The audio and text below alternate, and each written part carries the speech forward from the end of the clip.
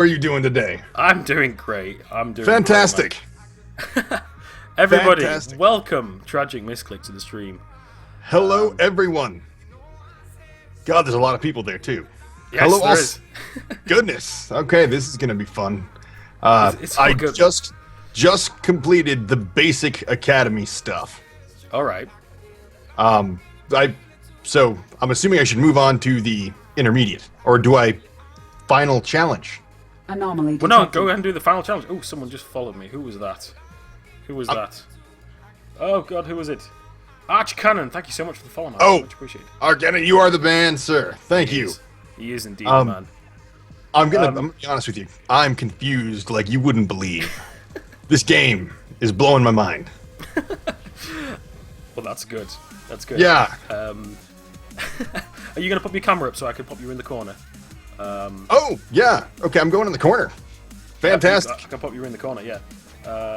Let me... I can do this as well. Let me just... so you should be able to see that now. I can.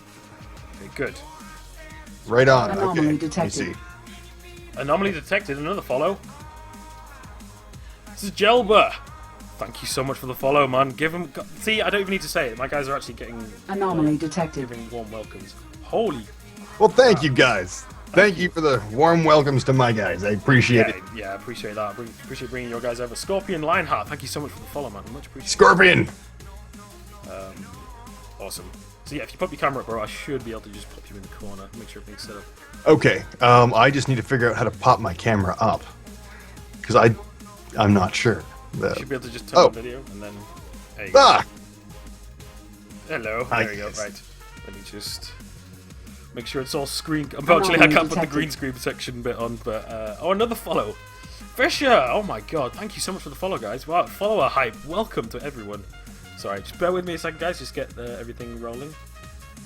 Yeah, we will, Shivanic. Don't worry. We'll play some matches with Tragic himself and everything, so... Oh boy. It's good. Well, we'll do, like, test matches. It's all good, man. It's all good. Oh, this will be good. Yeah. This will be good. Hang on, where's my OBS gone? There we go.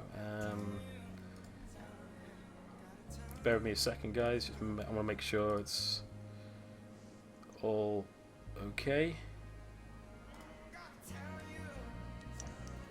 Need the, Dynasty I need Star. more I need more screens. Thank you.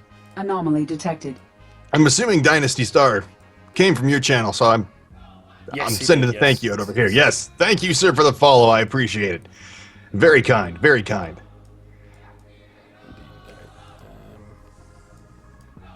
Okay. We should be golden, I think, to pop you in the corner. Oh, fantastic. There we are. There he is, guys. There he is. Hi, Misclick everybody. himself. Look at that beard. I mean, look at that beard, guys. I mean, come on. That beard is glorious. Who is this trading me? Someone is trading me loads of glorious things that I want, and I don't know who it is. And the typing chat is not working. I used to follow Nova, but then his schedule and mine kind of fell out of sync. Now it seems he streams and time are able to watch. I have not changed my streaming schedule since I started. So, yes, this must be the voice of God. Is that your father? No, it's not. But no, yeah, it's awesome. It's awesome. But thank you for joining us, Tragic. Thank you for having me. No worries, man. I Anomaly really detected. want to love this game. Like, I wanted to love Hearthstone too, but I like the draft mode. That's what I'm about. But I suck so bad I cannot possibly sustain myself in draft mode. And then so I have to grind out constructed, and I'm just so bad it doesn't work out very well either. And I would like to learn a thing or two. Tazdor, thank you for the follow, man. Welcome. Thank you. Much Yes. appreciate, my friend. Oh my god, the follows. I've gained so many followers today. I've got like nearly 20 followers already today. It's crazy. Holy Yeah, cow! no. Good day. I know, it's a good, very good day. It's a very good, Good day. Yeah. Yep, Tragic is here. That's why his stream's gone down. A bit of a misunderstanding there, but it's all good. It's all good. That was entirely my fault. That was that's all on me, guys. Yeah, that's my bad. This stream should be titled Clash of the Beards. I think it should, definitely. Oh, you don't want to do that to yourself. No, Don't bring win, comparisons. You'll. Look, But no, the follows are real. The follows are real today, definitely. right on, sir. Yes. So, Glad what to- confuses you this far? Because we're here to teach you Oh. in the chats everything. The fact that there's so much to go through. The trading post is neat. I dig the trading post. The morale thing is neat, but I know I'm going to end up completely ignoring that when I'm playing. Simultaneous turns, I've never dealt with that in a card game before. Yeah. And using ability cards on cards that are illegal now, but might not be illegal when it actually is used, that's blowing my mind.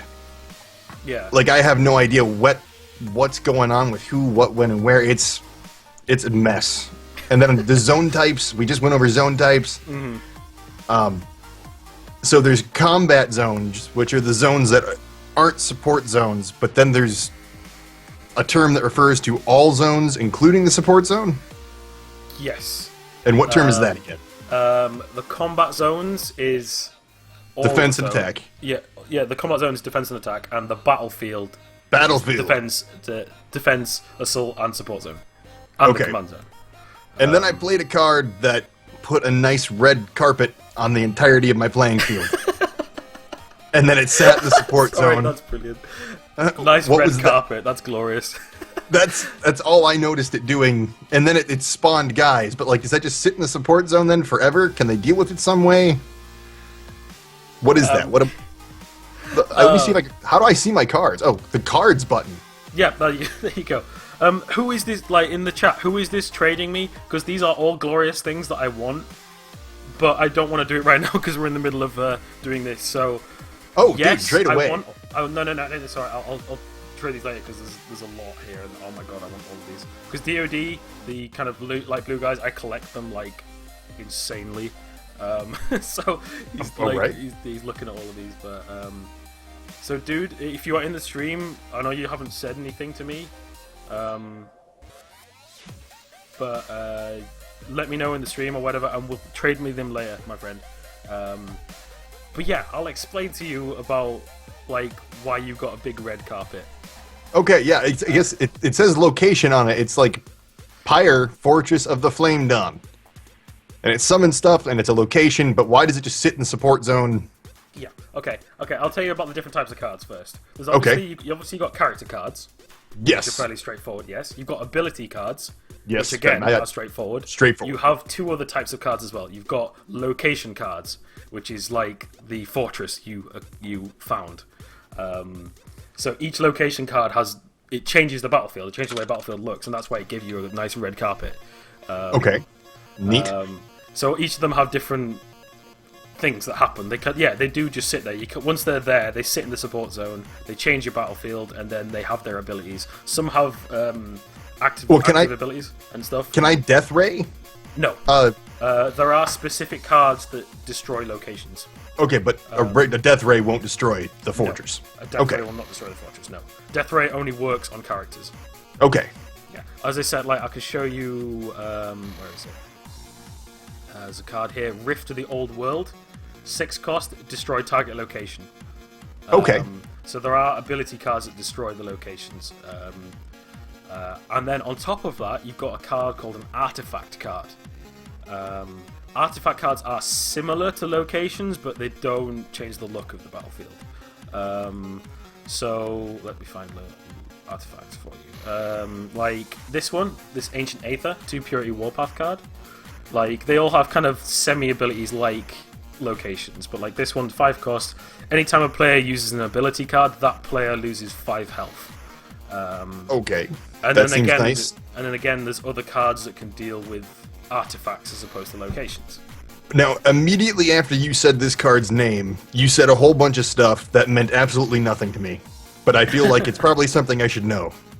Well, no. So if a player with this card, if this card is in play, if you have No. this I card mean, on like, your you board- said like it was a 2 Purity Warpath? Oh, 2 pure. Okay, I see what you. Okay. What does that mean? Okay, basically, obviously, there's all the different factions. You've obviously got Warpath, which are the beasts. You've got Genesis, which are the robots. You've got Varor, which are the female death worshippers. Terramus! Okay. Hey, bro, Terramus is here. Awesome. Hello. Terramus is he's the community manager for the game. Oh, wow. Yeah, he's an awesome guy. Hello, Terramus, how are you? So yeah, and then you got Flamed On, which are the kind of rush down, beat down your face kind of. Yeah, that's who I've been Army playing type. with throughout the Yeah. tutorial. DoD, the big fan of Chinese faction, which I love the bits. Sleepers, zombies. Zombies. Cool. Exiles are demons, but they're in a bad place at the moment, so let's not talk about them because I don't want to confuse Okay. you too much. All right.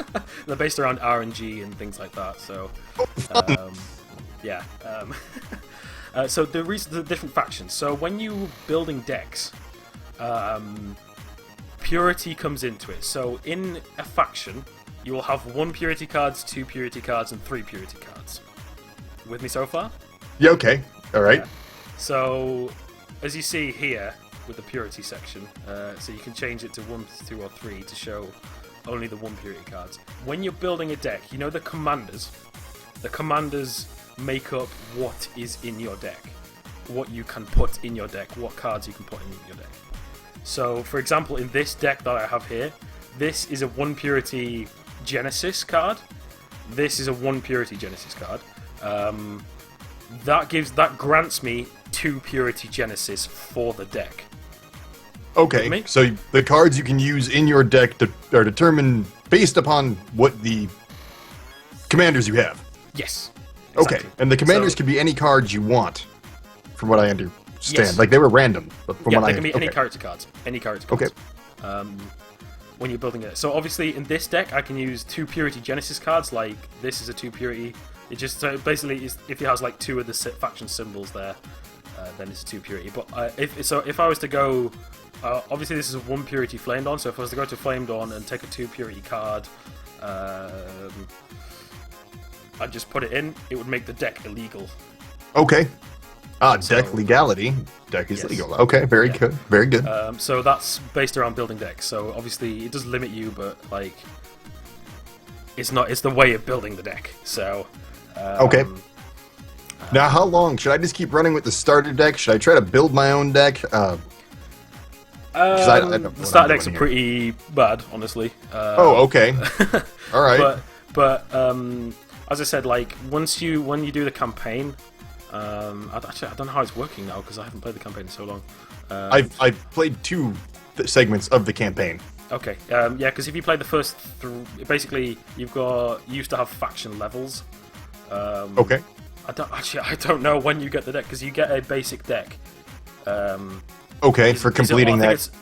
Is it the first 3 missions in the campaign? Did you get that? Okay, campaign, Yeah. moving up through the world.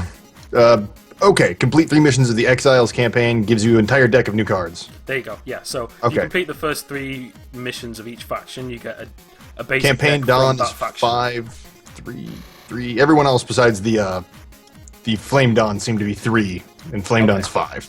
All right, cool. So you will have the basic decks for Okay. every single faction. So yeah, if you go So to play cards, through you the should have a bunch of cards. Okay. So yeah, you can go ahead and make your own because obviously once you're past the 3rd campaign mission, you play with your own deck. You can play with the basic decks. That's fine. But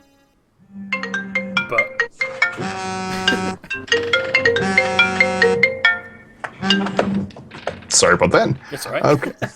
Yeah, so after that, you can play with your own deck. You can play with the basic deck if you wish, but it's completely up to you. Okay. So should that be my next move to beat the 3rd part of the campaign? Yeah, you can go ahead and do Okay. that if you wish. Yeah. Play then campaign. if you have any Flame Dawn questions, 3. go ahead and ask, man. Yeah. Okay. Bromwich. Right on. What is Terramus doing? What is Banhammer the face? What are you doing, Terramus? You're always screwing with me. So yeah, is this your first TCG then? Me. No, I used to play Magic. When I was much younger, I played Yu-Gi-Oh! The first digital TCG I played was Hearthstone. Because there was such a long gap between when I actually played Magic and when I realized Magic was available on the computer that I did not understand what the hell was going on anymore. I was completely lost. I tried watching a few tournaments. The basic mechanics were the same, but it was just too much new information to take in. Yeah, that's fair. I played Hearthstone when that was in closed beta, but like I said, it was I played against the bots until I had enough money to do draft, and then I would do draft. I would lose really, really quickly because there was a bunch of cards I had never seen before, and then I couldn't play draft again for like 3 days. They had a gold limit at the time that you could earn, that was silly. and that wasn't a lot of fun for me. Like I wanted to play draft. That's what I wanted to do. In Infinity Wars, I got into the beta, but they didn't have this nice tutorial and Nova Blues hanging out there to explain things. And so I get there, and there are these zones, and I was so lost so quickly, I kind of just washed my hands of the situation. Oh, I think I made a mistake.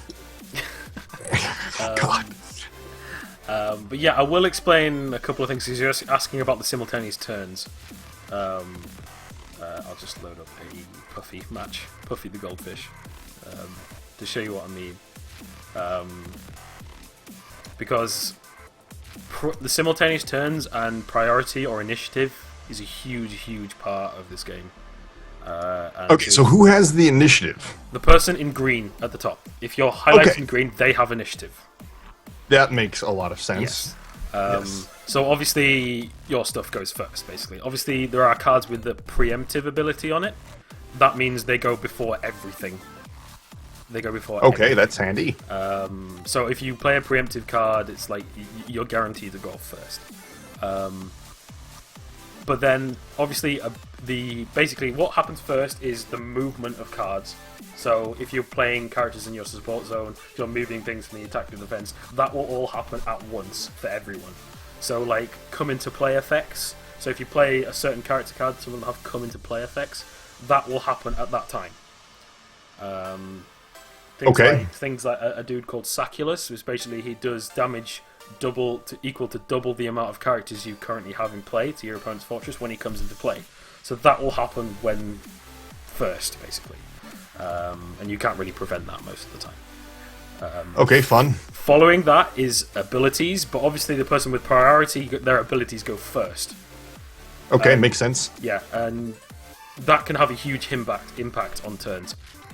Like if you, for example, with this deck right here, this constructor here, basically what this does, it pays 1, it takes a artificial character and takes its stats and puts it in something else and sacrifices it into something else. Obviously, I just realized that the screen share is still at the campaign stream, but your stream, you're doing stuff.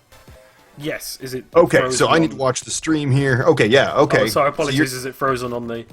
Yeah, okay. So you're tearing things apart, giving it to somebody else. Yes, basically. That's pretty cool. Yeah, that's pretty cool. But obviously, so if it's your opponent's priority and he kills it while you've just done loads of stuff with it, it's not going to happen. Sure. So you have to be really careful when playing certain abilities on. Terramus just spoilers. What? Terramus spoilers? What's this? Ooh, that's nice. Ooh, new screens. Ooh, that's very nice. Is this Star Trek stuff? No, it's just new cards. No, it's new layout of the UI and stuff. Oh, they're changing the UI. Cool. Ooh, I'll show you on the stream right now. Wow, that's nice. That looks so much better.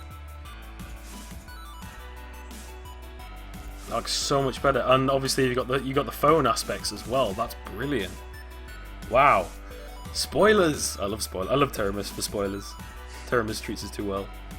Yeah, that's pretty awesome. He's the benevolent lord of the mooses. Oh wow. He is also known as Terramoose, which is awesome. But no, that looks really nice. Actually, that looks really nice. I'm looking forward to that. That looks so much cleaner. So much cleaner. That looks really good right now. Cool. And the fact that you're going to be able to get this game on mobile devices is epic really as well. Yeah, it's going to be available on every platform. That actually makes a lot of sense. This would lend itself very nicely to a tablet or something. Oh yeah, exactly.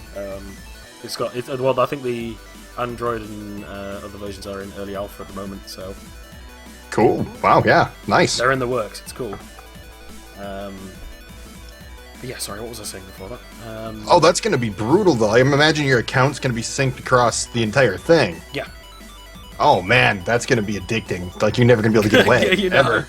I know. I'm going to be playing it on the bus. I'm going to be playing it when I'm at home. Yeah, I can't wait. A cookie for Teramis. Teramis can have a cookie. Yeah, you need initiative. It was a big problem. Like so many people just didn't know about it. Like some people didn't even know about initiative and priority before because it was just so subtle. Also, like the number underneath the picture at the top is how many cards your opponent has and how many cards you have in your hand at the moment. Oh, that's helpful because I had no idea what the heck that was trying to tell me. Yeah. Okay. So pretty much as well. Obviously, the morale is there and whatever. Yeah, but obviously the morale is underneath the cost of the card when you actually look at the card itself. That is a morale cost of the card. If it dies, you lose that morale. So, but yeah, I know you said earlier that you might forget about morale and just lose. A lot of people do that. They just completely ignore morale and just forget about it. Yeah. I'm doing the best I can here, but man, this is a lot to. It's a lot, like, compared to Hearthstone, it's a lot to take in. Like, it's a lot more complex than Hearthstone. Like, yeah. It's fairly straightforward. There is a lot to take in, so don't worry, bro, don't worry.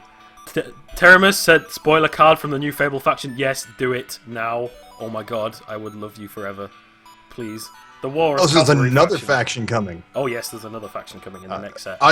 I watched the Lethal Frag, like, 200 deck, the booster opening thing. Oh yeah. Man, they're coming out with factions quick. That just seems like that was just like a month ago, right? Mm-hmm. Yeah, well, they're going to be bringing in new sets like they said around like 3 to 4 months every new set. Oh. That's how it works. Like, and then they kind Wow, they're not messing around at all. No, not at all. This is going to be yeah. Do it, Teramus. Come on. Give me some stuff to show for peeps. People like that kind of stuff. Come on. I like that. Has my screen share frozen for you? Apologies. Is it frozen? Oh no, it's going now. I'm seeing stuff moving. It's okay. Cool. Good.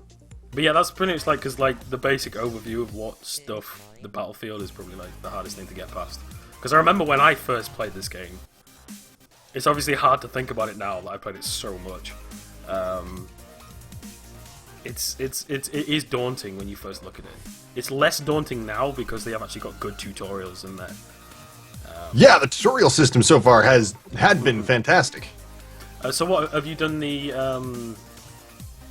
academy? Is that what you were doing before? The Academy Beginner I just finished, and then the one they kind of forced me into doing one with Alita.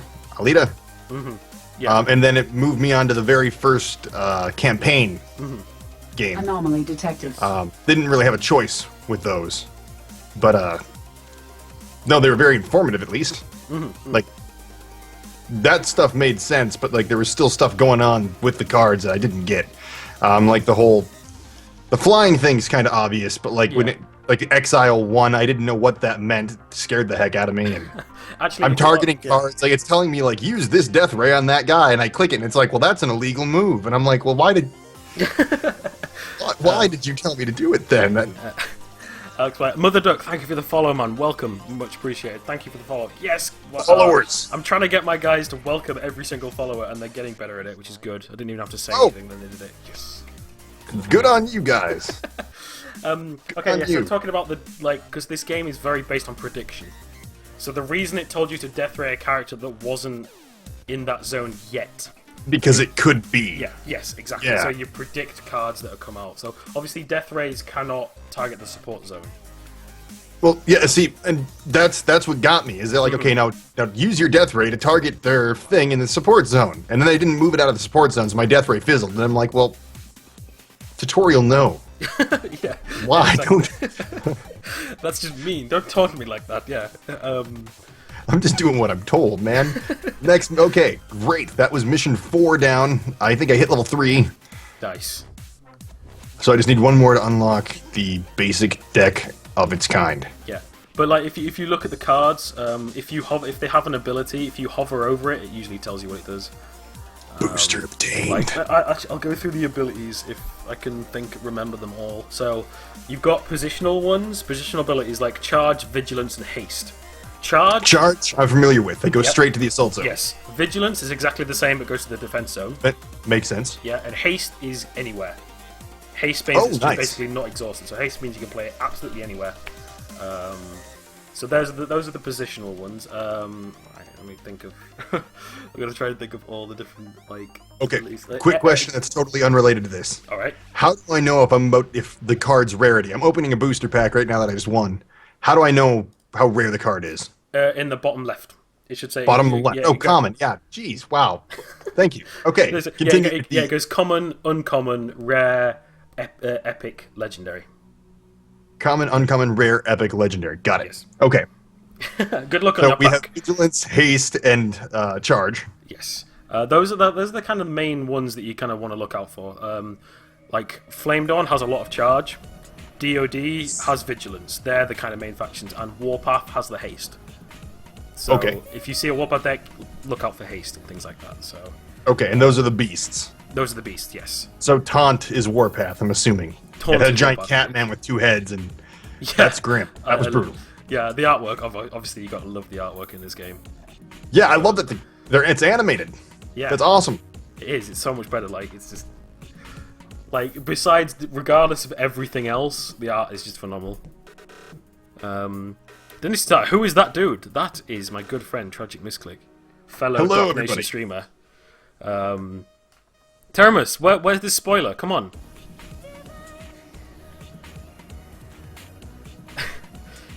Please explain the premium, plat, gold borders, etc. Yes, I wanted a preview, Termus. Of course we do. You don't even need to ask us. Just tell us. With Sidra, yeah. I'll explain this to you as well, Tragic. The premium versions of cards. Okay.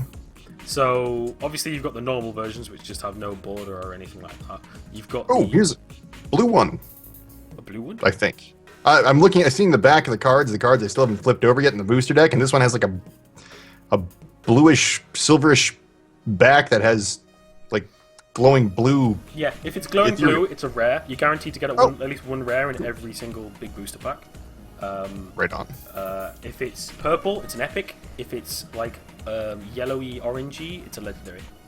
Oh, nice. Okay. And if there is a card that isn't coloured right at the end, it's a foil or a gold. A foil. Oh, sorry. We have, oh my god. Oh my goodness, that card. Introducing Azael, high-ranking lieutenant of the Holy Army, yet to be named officially. Holy crap, that card. Wow. Whoa. Wow. Holy wow. He's a freaking beast. Look at him. Look at him go. Holy crap. Go. Teramus, please send me the GIF of that over Skype, please, so I can show for people. Oh my goodness. Tragic hype. No, this hype. Screw tragic, this hype. No, I'm kidding. I appreciate it, though, guys. Thank Oh, no. you for the trying. That must be- oh, but no. Goog XO, thank you. I'm assuming you're from there, so I'm thanking you on here. Because Angels and guns. That's amazing. Wow. Wow. That card is phenomenal. That card is phenomenal. Teramus, please send me the GIF of that over Skype so I can show people properly. Oh my goodness, that's glorious. Wow. So that's a preview of what's coming in the new faction. Is the new faction angelic Angels- things? Yeah, Cool. angels with guns, basically. Awesome. So, like, So- the counter to zombies. M2DX, I can't read Skype because then it would take off the picture of Tragic. And we're just I'm writing. sorry. So, no, don't worry, don't apologize. It's fine. It's because unfortunately there isn't a Skype plugin for OBS yet. Oh That'd my be goodness, handy. This card though, this card. Oh my goodness! Thank you, Teramis, the great unholy moose of spoilers. Oh, that's brilliant! Wow. Oh, that's a good thing. God damn it! What are you doing? There we go. Cool. Look, it does look a bit girly, I have to admit. Or is he a girl? So what's his name again? Azael. Azael. Oh, yeah, I was assuming that was a woman. It's Yeah. wearing heels. Yeah, that's true. He is wearing heels. His face doesn't look very womanly, though. He's Maybe shooting that's like a what madman. angels Look at do. him, though. Like, Jesus. I came back at the right time. You definitely did that, Fox. You definitely did. But my god. Hype. Hype for that card. Jesus. I will show that again, like, guys, later. Don't worry. Anyway, sorry. Where were we before that amazing spoiler? Ability cards. Ability cards. Oh, yes. The different abilities, yes. Oh, these are the terms. Yep, there you go. Oh, no, I was talking about different types of borders and stuff. So yeah, oh yes, yeah, you've got the platinum borders, which are like the silvery, shimmery ones. They are from pre-orders only. If you pre-order a set, then all the cards you get from the pre-order are shiny like that. In boosters and from riff runs, you can get foils and golds. Foils are like this kind of shimmery, shiny effect over the top, and then golds are just literally a gold border, the same as the platinum ones, but gold. So the rarer ones are the platinum ones, but the gold ones actually look better. And then but you can get mixtures of the two, so you can get a platinum foil and a gold foil all in one card. Oh, nice. So and that's just a visual effect. Yeah, it's just a rarity visual effect. So sure. Yeah. Cool. All right, empty decks. All right, I'll just talk a bit louder because the volume's set up semi-right now. So. So much going on like on my computer right now. There we go. Cool. Right. I seriously need 3 screens. I don't know like about you, but I wish I had 3 screens. I so wish. Enough. 1 I can't even handle. 2 is not enough. Yeah, like 2 just for it is so packed right now. A 3rd screen would be awesome, but like somebody in DocNation was talking about like they were getting a 2nd computer, so they were going to have a gaming PC and a streaming PC, and they're going to be feeding the gaming PC into the streaming PC, and they're going to have 4 monitors. How could you live with a regular dual monitor setup after that? Yeah. It's like trying to go back to a single monitor. I couldn't do it now. Oh no, I know. Like when I have to go home and use my laptop, I can't do it. I just can't. I just like gotta go crazy. It's awful. Yeah, the lore of the Angels looks amazing. I'm getting wrecked. Which campaign mission are you on then, man? This is Flame Dawn 5. Flame Dawn. And I don't think I'm supposed to be getting wrecked just yet. Flame Dawn 5. Let's play it. Wow, which deck have I got selected? Oops. They have these massive defenders, like Glorious Warrior. Like, my morale is just disappearing. Yeah. Glorious Warriors, as long as they're on the field and they stay alive, you lose 4 morale every time they're on the field. And they have so much HP. Like, okay, I have a ton of Tech Knights. Usually the best strategy, like, to complete the campaign is make yourself a good Flame Dawn Rush deck. And that usually works out quite well. For the most part of the campaign. Off stream and stuff. Oh, that was just brutal. This is just wrong. The brutality that's happening here. My health is fine, but my morale just non-existent at this point. Yeah. You gotta watch your morale sometimes. Like I told you this would happen. I told it's you. It's all good, man. It's all good. Oh, God. How is he so strong? 10-17? And then he's a 15-15 right behind it? I have no idea how to deal with this. Oh, awesome, Teramus. Teramus, can I contact you about that? Because I have some people I'd like to recommend who I know would really like to do it and actually be active in the council, unlike a lot of people. Or are you just going to pick people? Also, are you going to be taking people out? Because I think that's necessary as well. But no, awesome. Ascension is up on the test server. Oh my god, I'm going to be spamming that so much tonight. Yes. Can't wait for that. Die. Just die. Just die. Yes. But if you want as well, I can start, because I purposely haven't started a riff run, so I can start a riff run and show you that as well, if you like. Yeah, that riff runs are draft mode, right? Yes, draft mode, yeah. Yes. Yes. Because I know you said that's your thing and that's what you want to kind of do. That's what I like doing. Yeah. Because I whenever I played Magic, I played live. I played at venues, and that's how we played. That's what I'm familiar with. Yeah. And it was a lot cheaper than constructed because like I had to pitch in like $15 for the day instead of Yeah. endless booster packs, and I lose. Nice. Nice. Nice. Termus, just a quick question. How many people are you adding or thinking of adding into the QA team?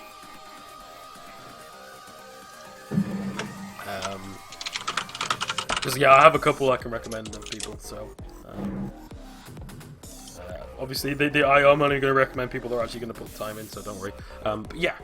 Do you want to see a riff run, then? And we'll, Yes, I'm turning the volume down on my stuff over here. Alright, and, well, riff runs are incredibly cheap compared to Hearthstone. That's fantastic news. There are 1,000 infinity points, which is about 6 matches if you win. Okay, that's not too bad. It doesn't take long at all to get 1,000. But then, if you actually pay with Lightmare points, it's 50 Lightmare points. I think it works out at like... I think it's like 25 cents a riff run or something. It's like see, that's something totally different. Like Hearthstone's $2 a draft. Yeah, exactly. I think maybe like a third of $1 or something, like 33 cents or something per riff run. Yeah, Something that's not like bad at all. It's not much at all. That's actually fair. Okay, that's Yeah. good news there. And it's fair as well because you can go unlimited wins as well compared to Hearthstone drafting. There's no cap on wins, and there's a leaderboard each week. Do the rewards keep building as you keep getting more wins, Yes, or yeah. Basically, if you hit, I think it's if you hit. Well, if you hit 4 or 5 wins, you break even on the IP that you put in most of the time. Okay. Even if you go 0-3, you're still gonna get around 300 IP back anyway, which is still that's good. not bad. Yeah. Yeah. So you only have to kind of earn about 700 IP back even if you go 0-3. 10 Terminus. Alright, cool. Well, I can recommend a couple. I'll give you a Skype message after the show, bro. Awesome. So yeah, it work. The general principle works exactly the same as Hearthstone. You get your cards, but obviously you get 4 instead of 3. And you're making a 40 card deck, and you obviously choose your commanders first. Because when I was talking about the purity right, because that determines what cards you can actually use. Yes, it determines what cards you will get in the draft. So what do you look for in a commander? Are you mostly looking at aiming for a certain purity level, or are you actually looking for specific traits in your commanders? It depends.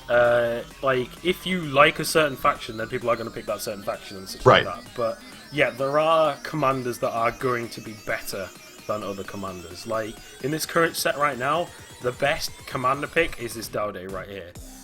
He has his main ability is pay 3, exhaust all characters you control, get +3 health this turn, and he's exhausted for a turn. He is an incredible commander, even in normal constructed. So the thing is, like, the command zone actually affects the game a lot more than it does than when you're playing in constructed. Okay. Because if you have a good command zone, that can carry you through a game quite easily. Okay. Whereas in constructed, you're pretty much guaranteed that. Yes, exactly. Okay. So yes. And you said you prefer the green guys. Yeah, well, yeah. These are my favorite faction, anyway. But these cards are actually, I forgot to play these. These are factionless cards. There's a factionless faction. So if they're white, they're yeah. If they're white, that means so if one of these was in command, they count as no purity, so they don't count as anything. Okay. But you can put them in any deck with no penalties. Oh, nice. Okay. So the factionless kind of cards. So you wouldn't really want them for a commander then, though. No. Because if you put them in a commander, you're kind of wasting impurity. So, yes. Okay. Even though this Immortal Traveler is really good, because I forgot to explain as well. Apologies, I keep forgetting stuff. With character cards, there's a few different types of character cards. There's a unique character. So if it says unique character here, if it's unique, you can only have one of those in play at any one time. In play, but not in your deck. Not in your deck, in play. Okay. All right. And there are weird ways around bringing out multiple uniques, but I won't get into that. I don't want to confuse you too much. Yeah, thank you. But then you have normal ones, which you can have as many as you like out and play, and then you have unlimited characters. Each faction has at least one unlimited character, and that means you can put as many of them as you like in your deck. Okay. The rest of the time, you're limited to 3 of that particular type of the card in the deck. Okay. That's pretty standard. Yeah.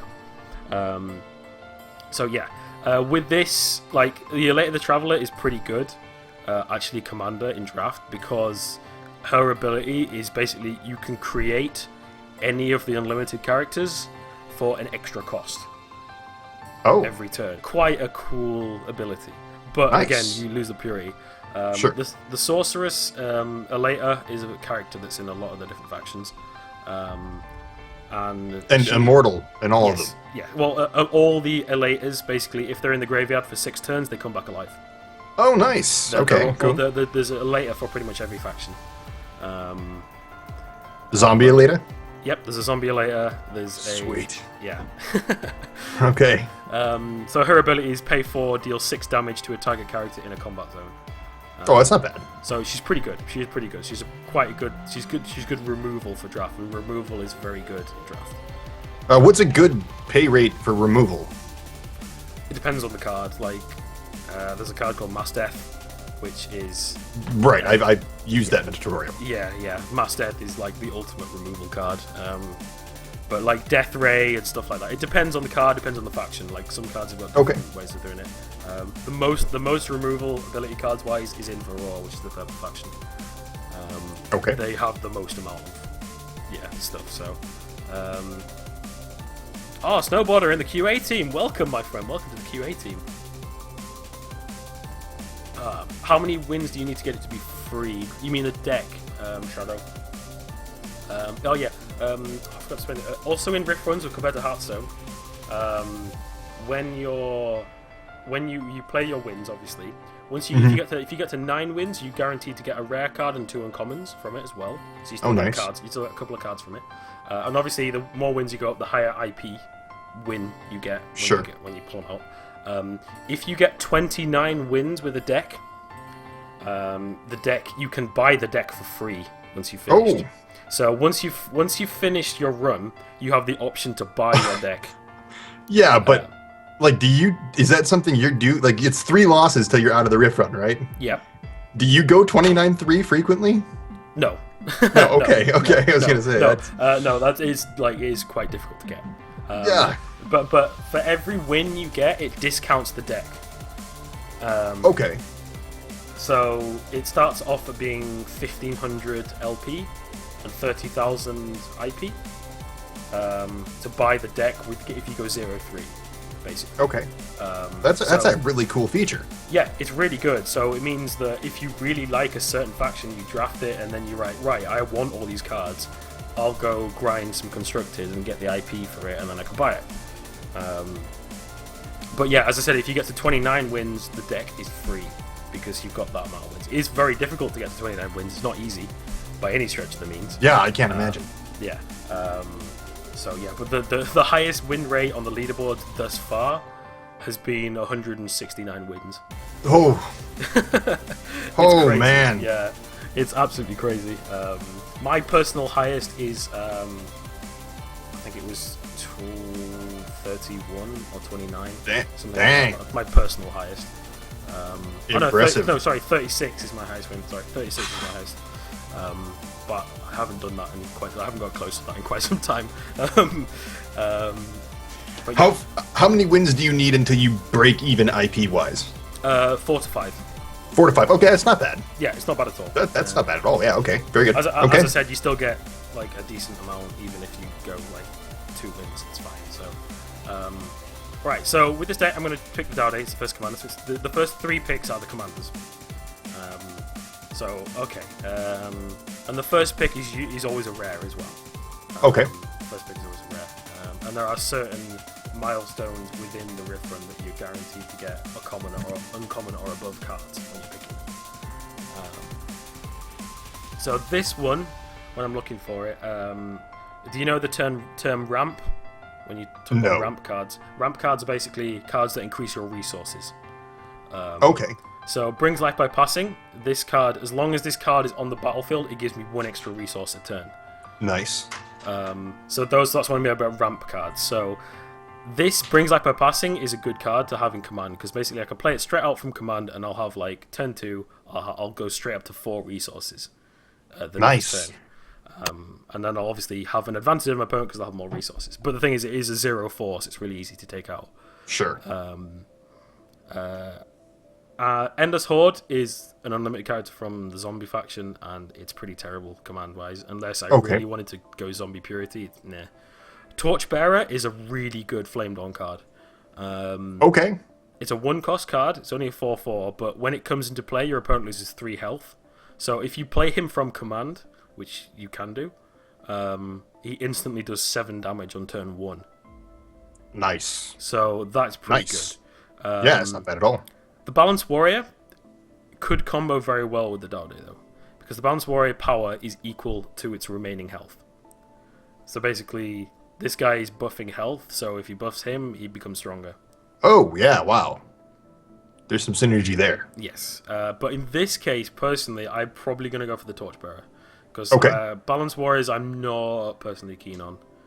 All right. So I'm going to go for the Torchbearer in this one. So then what's it going to offer us for the last one? Okay, now we have options. Now we have major options.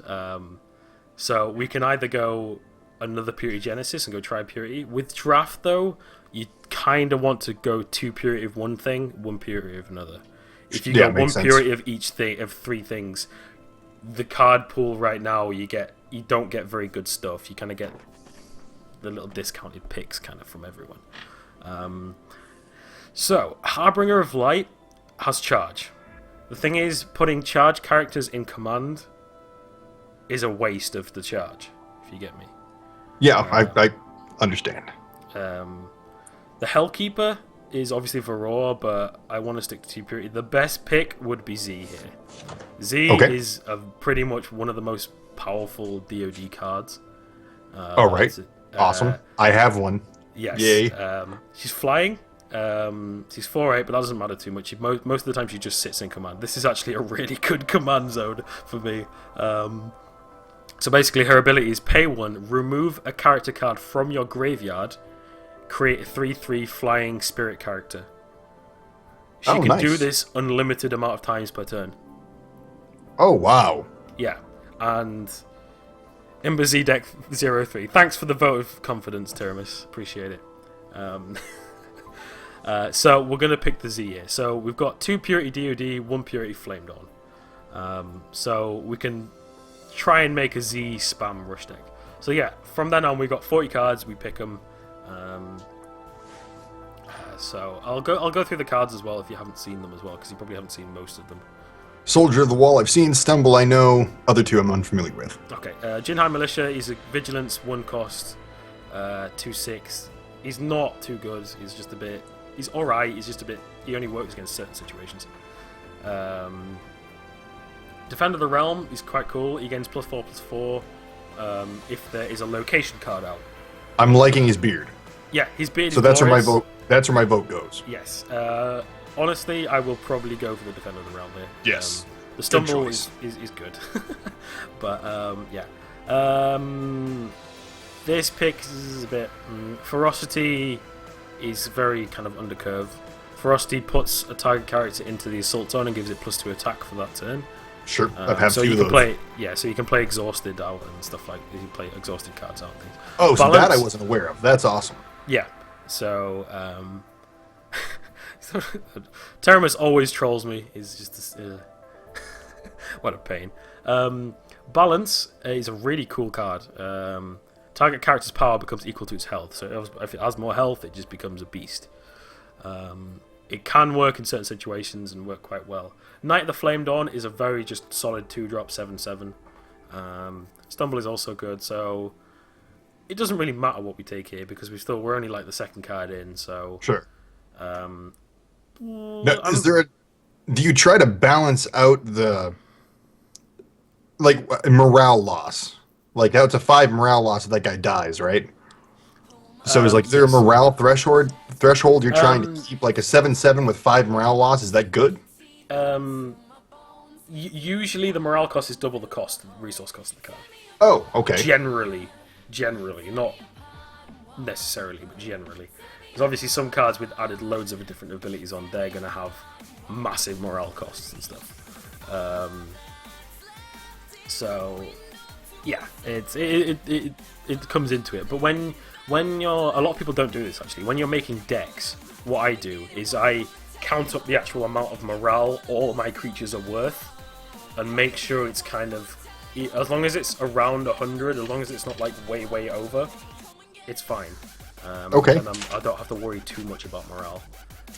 But in this case, I'm going to take balance because, like, this guy's buffing health, so he can make a smaller character a lot bigger if you put balance on it. Sure. It does work quite well, and with some cards it works especially well. So, Glorious Warriors, as you were pointing out earlier. Oh, God. Sheer evil. Indeed, yes. Glorious Warrior is a brilliant card. It's just a solid card from DoD. Disciple of Iron Monastery, he's quite cool. As long as he's in the support zone, he gets +3/+3 every turn. Oh. But he's a 4-cost for 3/3 to start with. Okay. And then you have to leave him out there for quite a few turns. That's a little rough. Yeah. Like, Non-Purify is a decent card, but in this case, the Glorious Warrior is just way better to take. Right on. This is a bigger card. Pretty much the same again. You've seen the Aspirants, you've seen the Visible Defenders. Yes. Resolve of the Dragon is quite an interesting card. It is one of these preemptive cards. Okay. It has its certain situations. I've won games with this card sometimes, but it's, yeah. It's a 2 purity, obviously, because we've got the 2 purity cards. First time a character you control would die to a non-sacrifice ability this turn, instead they live and become exhausted for 2 turns. So, Okay, it's not bad. it's not bad, Especially if it's you have some beastly thing out there. It is 5 cost though, but it stops pretty much everything from dying for a turn, which is quite nice. But then obviously it's exhausted for 2 turns, so you can use it in certain situations. It's pretty good. What are you trolling with MTDX? What is that moose picture? Boy, don't feel bad for Terramus. Terramus trolls more than we actually troll him. But yeah, in this situation, I'm going to take another Glorious Warrior because getting 3 of them is kind of pretty staple to DLD. That's what I would. Every Glorious Warrior, I just click after that last game. This is why I lose in draft mode. I play against bots. I get crushed by bots. I just mimic the bots, and then I find out the bots are awful. And that's what goes wrong. Yeah. Here's an example. Shiny border. Yeah, is it? So in draft, you have the chances to get shiny cards. You obviously have the chance to get shiny cards in packs as well, but you can get them from draft. So if you're kind of looking for specific ones, you can kind of draft over and over again if you want to buy the deck, kind of thing. So sometimes I'm like, because I'm a very big shiny lover, sometimes I go, oh, shiny, take it. It doesn't matter what it is, if it is bad or whatever. But just in to this buy case, yeah. In this case, I might actually take it. The Jinhai Ambush is very good as well. It creates 2/6 Jinhai Militia, the card I showed you in the first pick. It creates 3 of them in your defense zone. Oh, nice. For a 4-cost ability. Yeah, it's a pretty good value. But I think I'm just going to take the other Glorious Warrior, so we have 3, guaranteed 3, and then we're sorted. We don't have to pick them again. This pick, we probably maybe want to take some Invisible Defenders for some just early rush defense. Sure. So yeah, let's go for that.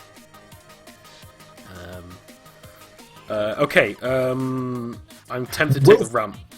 Wealthy Noble, yeah. I hear a lot about that.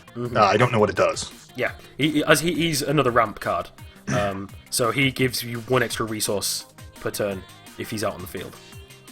It's exactly the same as that other card, but that one's slightly stronger. That one's a 0/4, Wealthy Noble is a 0/2.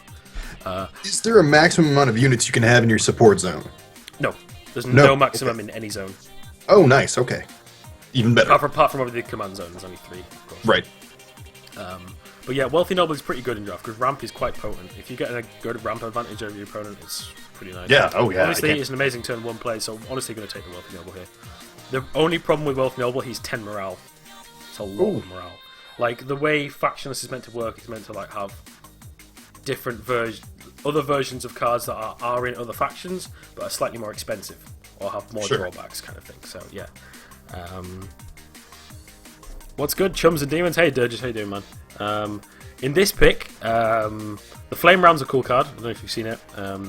So they used it against me, and I didn't understand what it did. Like, it kept hurting it. It kept hurting itself. I don't know if that was a problem with the campaign. The way I read the card, if it attacked my fortress, it was supposed to deal 15 damage to my fortress. Yeah. it kept damaging its own fortress every time. Yeah. Okay. So I don't know if that was a glitch in the campaign or. Possibly. Okay. But that's the way it works, right? If he actually gets to attack the fortress, he deals 15 damage to it. Yes. Pretty much. Right on. I've got a deck based around him, because he's Nice. artificial. Because he's artificial, so that means you can buff him with the constructor with Genesis. Okay. Right on. Because obviously they've just, so you can see like that's a spirit, that's a human, that's artificial. They've kind of got there's demons and angels and all kinds of different stuff like that. So yeah, I've got a deck based around buffing up a flame rammer, making it like flying and attacking. Oh god, just directly nice. and stuff. It's really cool. Nice. The Spirit of the Ancient Guardian is like one of the best DoD cards. It's a 4-cost 4/4, and you think that's not much. But it's flying and it's got vigilance. So obviously it goes straight to the sport zone and it's flying. When it does damage to another character, regardless of what its health is, it dies. Oh wow. So it's like you throw it out and you're like, boom, it just kills something. Yeah, I can block pretty much anything. It's handy. And as I mentioned, this guy earlier, Saculus, when he comes into play, he deals damage equal to double the number of cards I have in play. Oh, dang. So I'm going to take Saculus here because Saculus Z deck is actually a thing in Constructed, and it's really, really good. Okay. Because obviously you make tokens with Z, and you play the Saculus out, and boom. Sure. Damage. Right on. So Saculus is good. If I can get 2 Saculuses, that'd be great. Okay. Steadfast Protector. He's just a big 8/14 dude with vigilance. Right on. Dowday's Protection is Dowday's ability, but it's slightly cheaper and an ability card. Okay. Cool. We could take another Z, but we do have one in command, so another one will probably crop up. So between this, we either take the Steadfast or the Dowdays. I'm not sure what to take here, actually. Steadfast is good for defensive purposes. I think I'm going to take the Protector, because generally in draft you want a good selection of creatures over anything else. Alright, Sure, here we have okay. some artifact cards. We've got 2 artifact cards from DoD. Heaven's Bell and Shifting Stone. Heaven's Bell... I just got Shifting Stone, so that one I'm familiar with. Yeah, that one's Shifting Stone has some amazing combinations with it.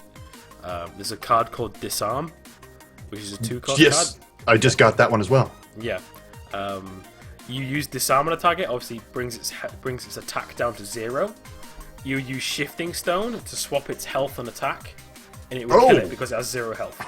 Oh, nice. There's some really cool combos with these. Heaven's Bell. Basically, this Heaven's Bell, once you played it out, it means it basically can give your characters vigilance.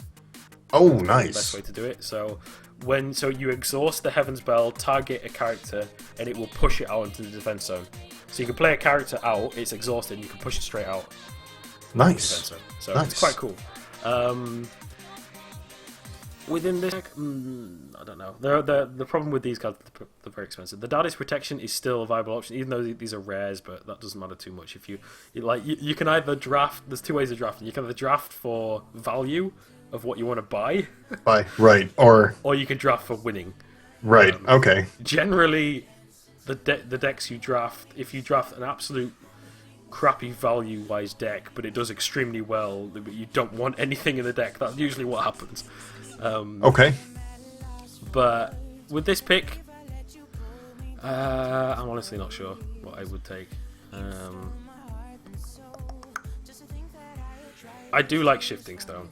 I do like it very much, so let's take it. Let's take a Shifting Stone. Go. Let's take a Shifting Stone. Okay, then we're back to... So that was one way you kind of guaranteed to get an uncommon or a high kind of in the section. For this pick, Fireball is a nice card, actually. Deal 4 damage to target character. Straightforward. Yeah, that's why I asked what's a good cost for removal. Because I think you said the other one was a 4/4, and I'm like, well, I didn't know of a 2/4. Is that it was colorless or factionless? What are they called? You're factionless, yeah. Factionless, yeah.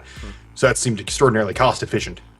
Yeah. But Fireball is good. As I said, there's a other card called Lightning Blast from Varroa, which is a 1 cost and does exactly the same thing. Ooh. So...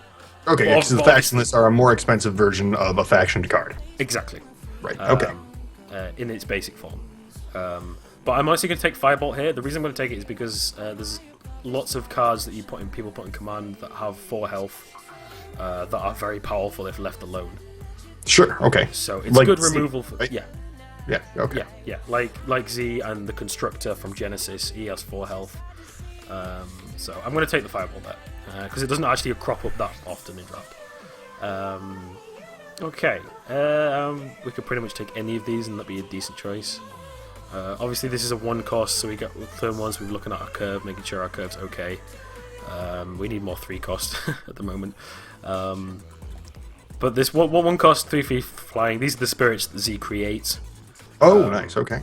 But it's just flying is amazing in draft right now. Flying is amazing in draft right now. So there's that. Jin High Ambush is again good. Stumble's good. Exhaust good. We probably want to take a couple of these at some point, but because we want fodder for Z to start bringing back as flying spirits, I'd probably take the Jin High Ambush. Okay. Sounds good. So we want the things to die, and then we can bring them back as flyers because they're kind of more useful then, even though they're less stats. In this pick, I'm probably going to take the Exhaust. If you've seen the Exhaust, it's like Stumble. Yes. Yeah, but it's like a couple of turns. Exhaust. Yeah, it's cool.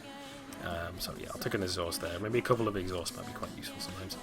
Yeah, it's like Stumble, but it exhausts the card. Yeah. So it exhausts it for basically puts it in support zone for 2 turns. Yeah, nice. With this one, Meditating Monk's actually pretty good in draft. They're not good in Constructed at all, but they're actually okay in draft. At the end of the turn, if you are not attacked, the Meditating Monk gains +2 attack. So it's a 4/6. So if you're playing against a very passive player, then he can get pretty big pretty quick. Sure. If left alone. But I probably want to take another balance here because I want probably about 2 balances, just even it out. I think because we picked up the Shifting Stone, we could potentially pick up the Disarm. Yeah. See if we can get that combo off. Cool. Torchbearers are amazing. Like, sometimes I swear by them because they just do damage and they're a 1 cost and it's just great.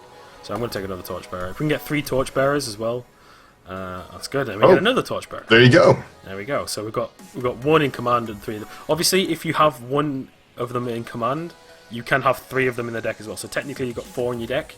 Oh, nice. Commanders don't count towards the deck. That's awesome. Yeah. That's great. So we've got another Z. We don't really take that. Suppress is a card that's not used very often. I'm voting for Purify just because it looks awesome. Purify is an amazing card, and I'm actually... Oh, great.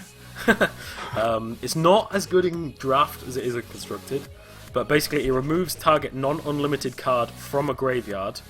All of the copies of that card are removed from that player's hand, deck, and graveyard.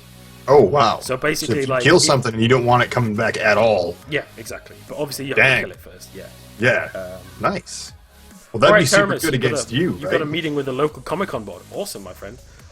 Take it easy, Terminus. Thank you so much for the spoiler, my friend. As always. Thank you. Goodbye, Moose. Take it easy. But the Flame Ram is also pretty good. But I think I might just take the Purify here because the Purify is really good sometimes. So Purify would kind of mess up your whole Z thing, right? Because the unit she produces, they could just purify it and then you couldn't bring it back out, right? Potentially, yes. Yeah, cool. Yes. Okay. But the main use I think of Purify is like if you get hit by a mass death, or you manage to dodge a mass death, and you're like, right, I don't want to deal with that anymore. Purify it, done. Like, no more mass death. Okay, very good. Yeah, you can removal. That's cool. Yep, exactly. Okay, this was an obvious pick. Zhu Shen, the Resolute General. He is an amazing card.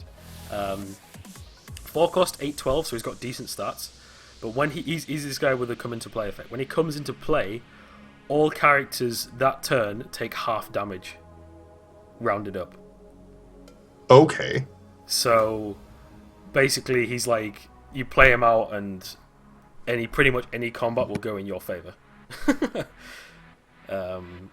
He's absolutely amazing. Absolutely amazing. Awesome. So he's a no-brainer pick. He's one of these really, really good value cards in draft. Very good value cards in draft. Okay, interesting. Obviously, we have a Shikana.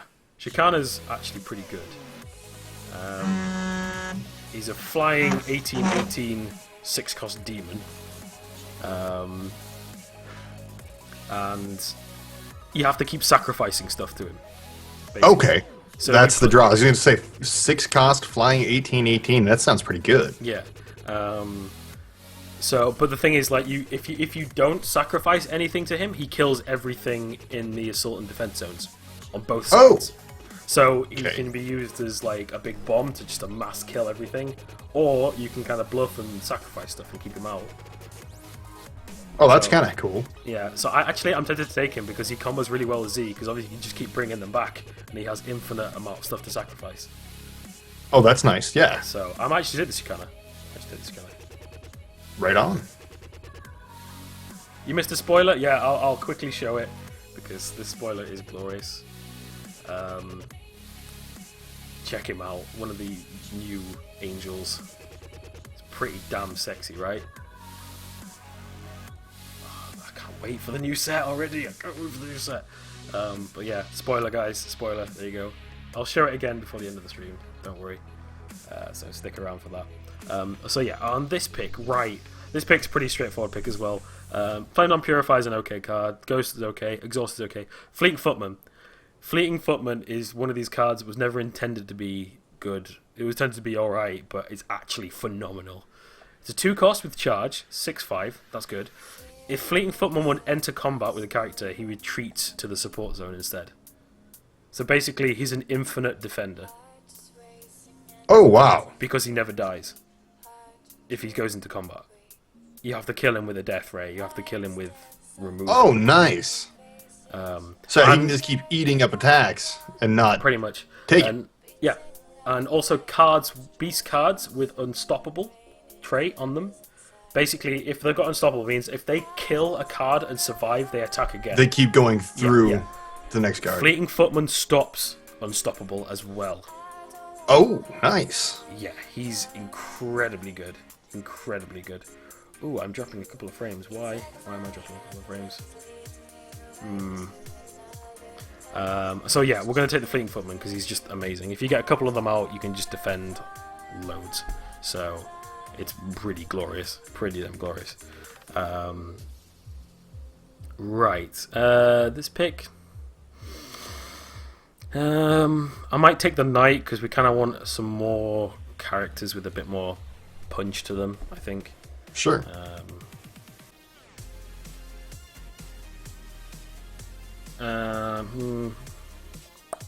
Let's take another exhaust. So we got 2. I think 2 kind of exhausts is kind of alright. Shut up, Zerolith. I know you went to GDC and spoiled all the cards for yourself. Right, Infected Monk is probably the best pick here. He's a 3-cost 6/8, but when he dies, he dies and he's not undead. It returns to play and becomes undead. So basically, he has 2 lives. Oh, nice. So he's pretty good, pretty damn good. Oh, yeah, I'm dropping some frames. What's going on? What is going on? It's probably me. No, I don't think so. I don't know what's going on though. Hopefully it's going to pass. I'm not dropping too many, so it's not too bad. If you guys it gets really bad, just let me know, but I don't think it's too bad. Alright, so yeah, the Infected Monk is probably the best pick here, because he's very good value in draft. You want to go for value. Okay, we get another one.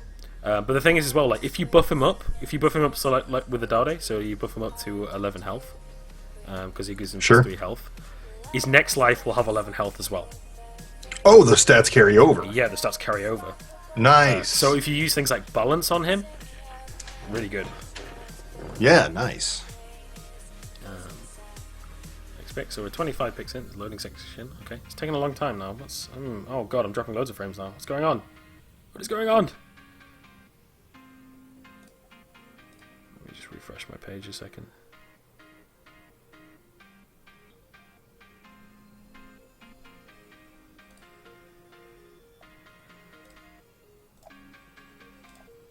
Maybe there's too many windows open or something. Yeah, okay. Hopefully we should be right. I can't see chat for a second, guys, so apologies. No, I can see it. Alright, cool. Yeah, we're dropping a few frames. I don't think it's too bad, but yeah, anyway. Okay. I think we might as well take the Infected Monks. We've got 3 of them. One after another. Nice. Yeah, that seems like it has tremendous value to it. Yes, yes. We haven't picked up a location yet, so the Defender of the Realm. Survival Swarmers, we're not picking that. It's just... it's not going to fit with the deck at all. But I probably should take the Defender Realm because we want some bigger creatures, just bigger creatures for late game and stuff. I think would be best. But you're banking on a location card within the next 13 picks. Hopefully, 12 picks. Hopefully. We should get one. We should get a Great Wall or something. We'll see. Here we have another Zhu Shen. He's a unique character, but we want kind of at least 2 in the deck because we have more chance to pull him then. So the Zhu Shen is probably the best pick there as well.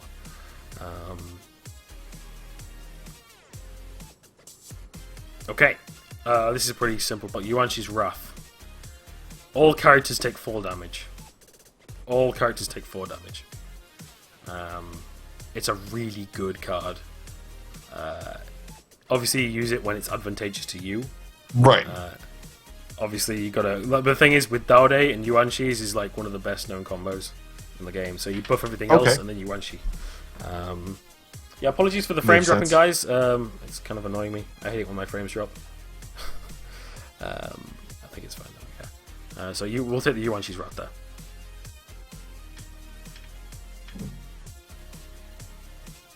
Oh, a Varius. I don't think I've ever had a Varius in draft pick to 4 because no one picks him. Basically, this guy you pay 4 and you set your deck and you can put any card into your hand. Which is quite interesting. Cool, but he's not very good for this deck. See, we could take another Purify. That's always nice. We could take another Shifting Stone to be able to get the Shifting Stone out. Then we should hope we get more Disarms in the next thing, which I think was probably what I should do. So if we take another Shifting Stone and hope for more Disarms, because I think we've only got 1 thus far, because then we can use that combo to its full effect. Another Torchbearer. So we've got our 4 Torchbearers in the deck now. A backup Z would be nice, yeah, but we may get one later on as well, so if we don't get another good pick. I'm going to take... We've got plenty of 2-drops, so I'm going to take an Aspirant, actually, just for a nice, like, kind of charge out, turn 1 play kind of thing. Sure. Obviously, if it dies as well, doesn't matter, we can bring it back with Z, so... Alright, I'm going to take this Recycle. If you don't know what Recycle does, it's a 1 cost. Shuffle target card in your graveyard back into your deck. Draw a card. Oh, nice. Amazing card draw. Recycles. Yeah, it gives you good card advantage in draft. It's just nice. It's just all round just good. And works with pretty much any deck. Okay, let's take another Jinhai Ambush, because Jinhai Ambush is just really good value for cards. Okay, we're probably going to take another Wealthy Noble, so we got more ramp, so we can get more resources. Okay, another Fleeting Footman. Definitely want another Fleeting Footman, because they're amazing defenders. Hopefully we can get another Saculus as well, that'd be brilliant. Okay, we've got 3 Fleeting Footmen, perfect. This is actually turning out to be quite a nice deck, and I'm going to mess it up, knowing me. I have confidence in you, sir. I don't. Glad you do, though.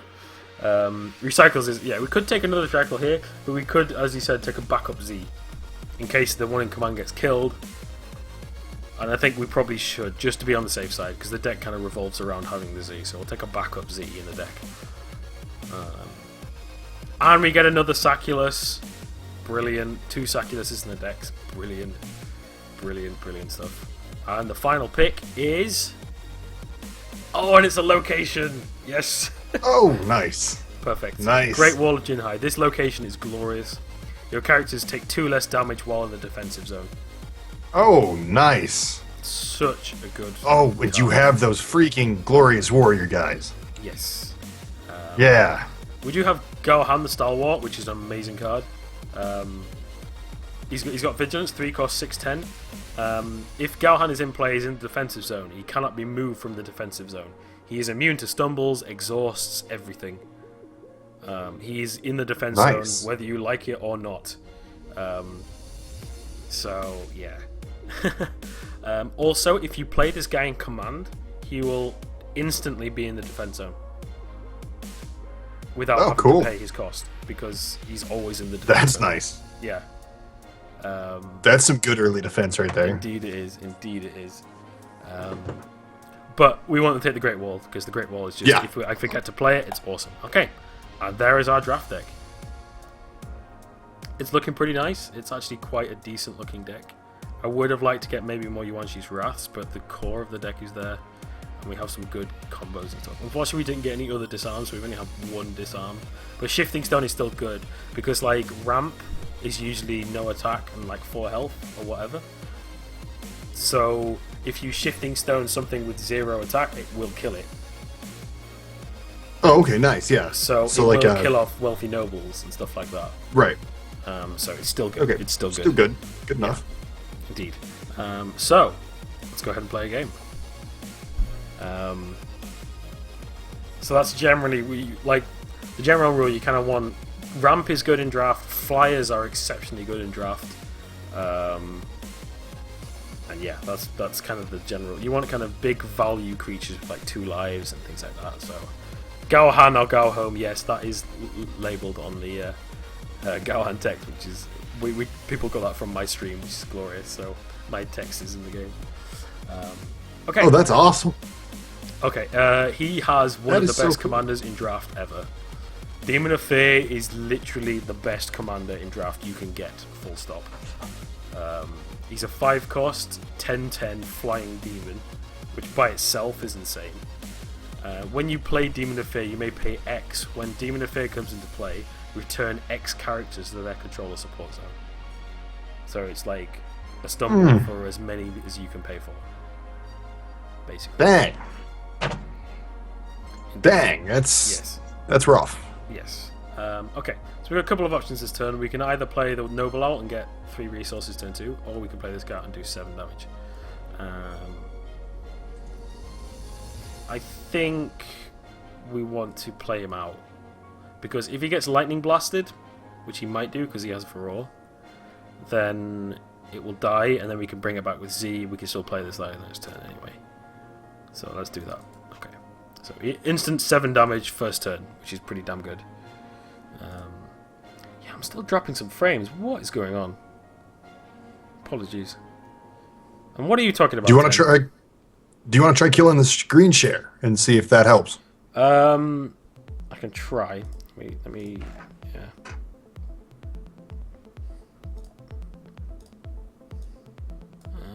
Okay. Let me just. I'll do that. Does that? Let's see if that helps. Maybe if I restart it, it might work. Maybe there's a bit of a memory leak or something with it. Seems to be semi-stable. Let's give it a minute.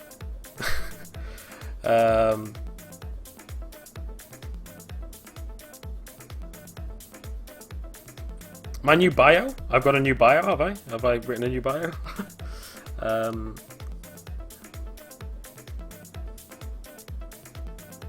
Oh no, we're not dropping anymore. Yes, we are. A little bit. I'll put it back on anyway. Oops.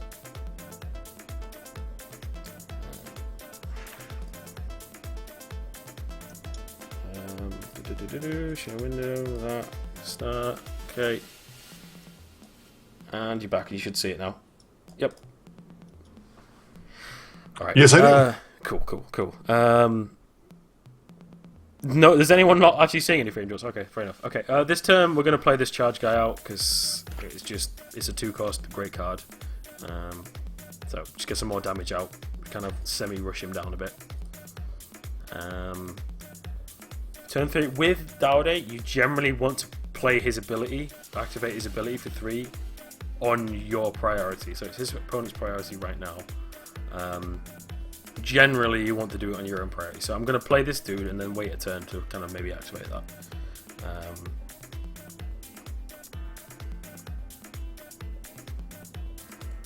Okay, so we're still getting some damage out. He's got some these guys worshippers. I think you've probably seen them in the campaign. Though these guys get buffed up for everything of yours that dies. Yeah. Yeah. Yep. A lot of people say they're OP and they're just not. Okay, let's bring out your favorite. Let's bring out Glorious Warrior. There we go. Yep. So we can either play. We like playing the Saculus now because it would only do 10 damage to the fortress. We want more creatures out on the board before we play Saculus and do the damage out. Sure. Okay, so he death raised the Fleetling Footman because that's the only way he can kill him. That's fine. And he lightning busts the Torchbearer. That sucks. So that gets buffed through 6/6. Okay, what I'm going to do now, I'm actually going to hold the Glorious Warrior back because if I put him out, it'd be really obvious and he might death ray it. So I'm going to hold it back, and I'm going to use Z to bring back these two guys from the dead into spirits, and then I'm actually going to disregard what I said earlier, and I'm going to buff with Daude on that turn. So it'll buff up the health of the spirits that come back as well, and everything else. And I'm just going to go ahead and attack with this guy. Oh, fair enough, Ricochet. Fair enough. If it's not bothering people, then it's okay. Oh my god. He just buffed a 10-10 splitter into this guy. Oh god, that's horrible. Okay, so now that's 17-17. And it's going to get bigger and bigger and bigger. And that's really quite bad at the moment. So yeah, it doesn't sound good. No, but the thing is as well, as long as he kills things, he keeps getting buffed up. But the reason it didn't get buffed up then is because this guy has 2 lives. So he came back and didn't actually die, so he didn't get buffed up, which is good. Right on. The guy in... What? He's bashing on me? What's he saying, Pie Dude? What's he saying? I don't really care, but... Yeah, I'll see anyway. So I'm going to attack with the Flyers, because the Flyers will attack over the top of him. I'm going to put him in defense as well, so we can... Yeah. What's he spamming? Apparently this dude's spamming about me. Okay, so a couple of options. We can play this out and put some defenses up, so we can get the defenses for later on. So as you see, the location just completely changes the board, how it looks. Cool. That's awesome. Yeah, we could play for more fodder. We could play the Jinhai Militia, which will create stuff out there. I think the Jinhai Militia is probably the best option right now. And then we'll play this guy out as well to get some. So next turn we'll have 8 resources. Next turn we'll have. Oh, nice. Yeah. Awesome. We have 80 people in here. Awesome. Welcome everyone. Okay. Hello. He has buffed up this flying spirit to 15, which kind of sucks.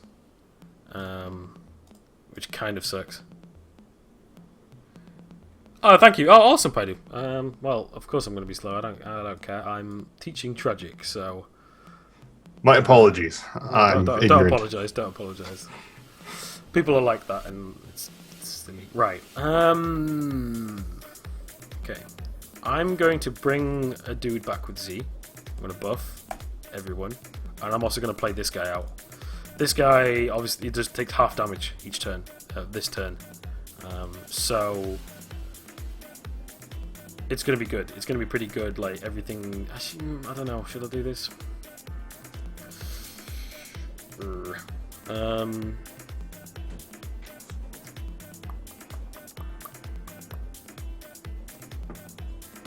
I'm going to defend with one of these flyers because it will block it. And I'm actually not. I'm going to play him out instead. I'm going to play him out.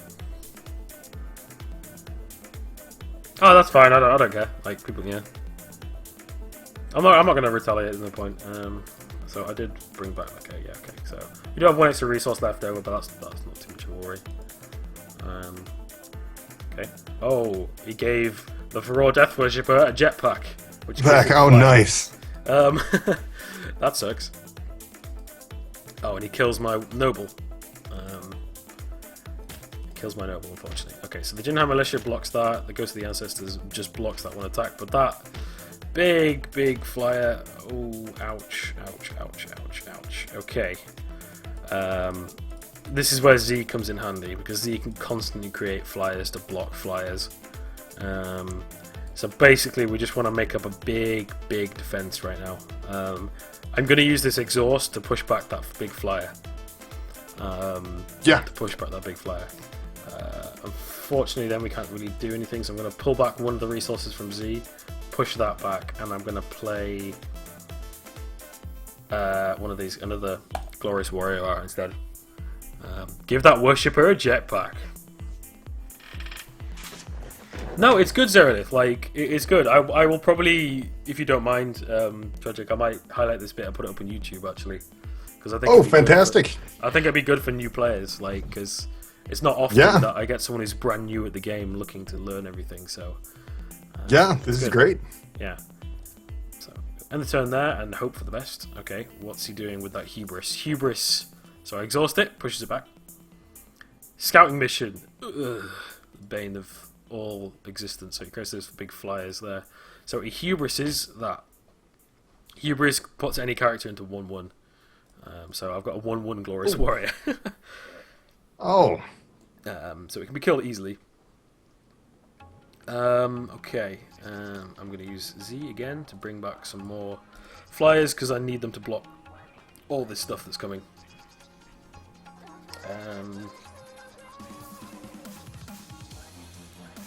I'm also going to buff on top of that, just give everything some more health.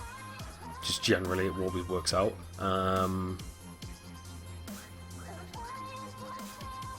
He's probably going to play this Demon of Fear out at some point, which I'm pretty scared of him because this Demon of Fear could actually just win him the game right now if he played it out at the right stage, which kind of sucks.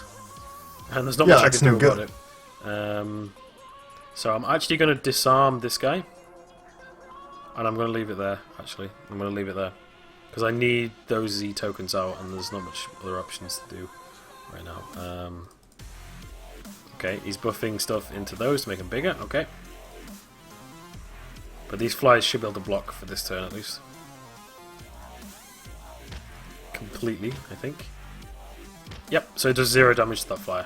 I've got 2 Zushens in my hand. That's glorious. Let's bring back another flyer because we just need all of them we can get. But now, okay, so now he's probably going to play the Demon of Fear out and push back these flyers, which is going to suck because I don't really have any defense against them.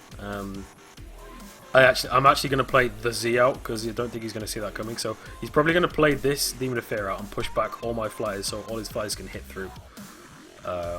That's what he's probably going to do. So if I play the Z out and play this Zushen out to round Z's damage up to half this turn, it might survive and block and give me a turn. Yeah, no, I will. I'll definitely do that, Typhus. I'll definitely be highlighting the whole thing. So, yeah, I was correct in assuming that he'd play the Demon Fear. And he pushed back the 3. I was exactly right in what I thought he was doing. So Z is now going to block. Z is going to die, but he's going to give me a turn. And I have another Z in my hand, so I can also play that. I'm actually going to play this guy in attack just to burn some of his morale. So now I'm going to buff, and I'm going to shuffle in a disarm because I think a disarm might be needed. So the Z, if these die next turn, Z can bring them back next turn, so it's okay. Because I had that other backup Z was a good idea at that time. So we end good the turn. call. Indeed.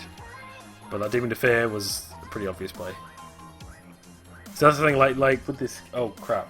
With a raw kidnapper, when this comes into play, it basically kidnaps something. As long as when the kidnapper dies, it comes back. But so what's it kidnapping? A ghost, just the one. Okay.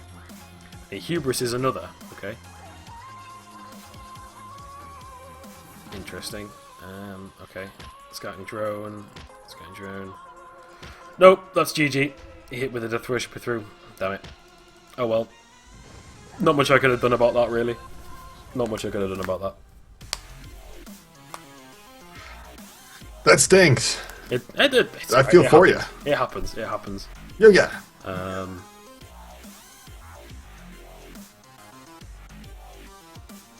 It's all good. It's all good. Yeah. Picklebush is just Picklebush being a douche in chat. Yeah, that's fine. Oh well. Douches are douches. It's all good. So yeah, let's just go ahead and play another game. Or is there any questions you've got? Let's probably. Maybe No, that's what I've always said about you. When you play, you kind of make things make sense, and that's why I'm very grateful you're having me on here. Oh, that no all worries, man. was very thoroughly explained. I understood what was happening, and that's a nice change of pace. Is there anything other you'd like to see apart from draft? Draft is really what. If you want to keep playing draft, I'll keep watching you play draft. Yeah, draft is good replayability. So Yeah. It's no worries.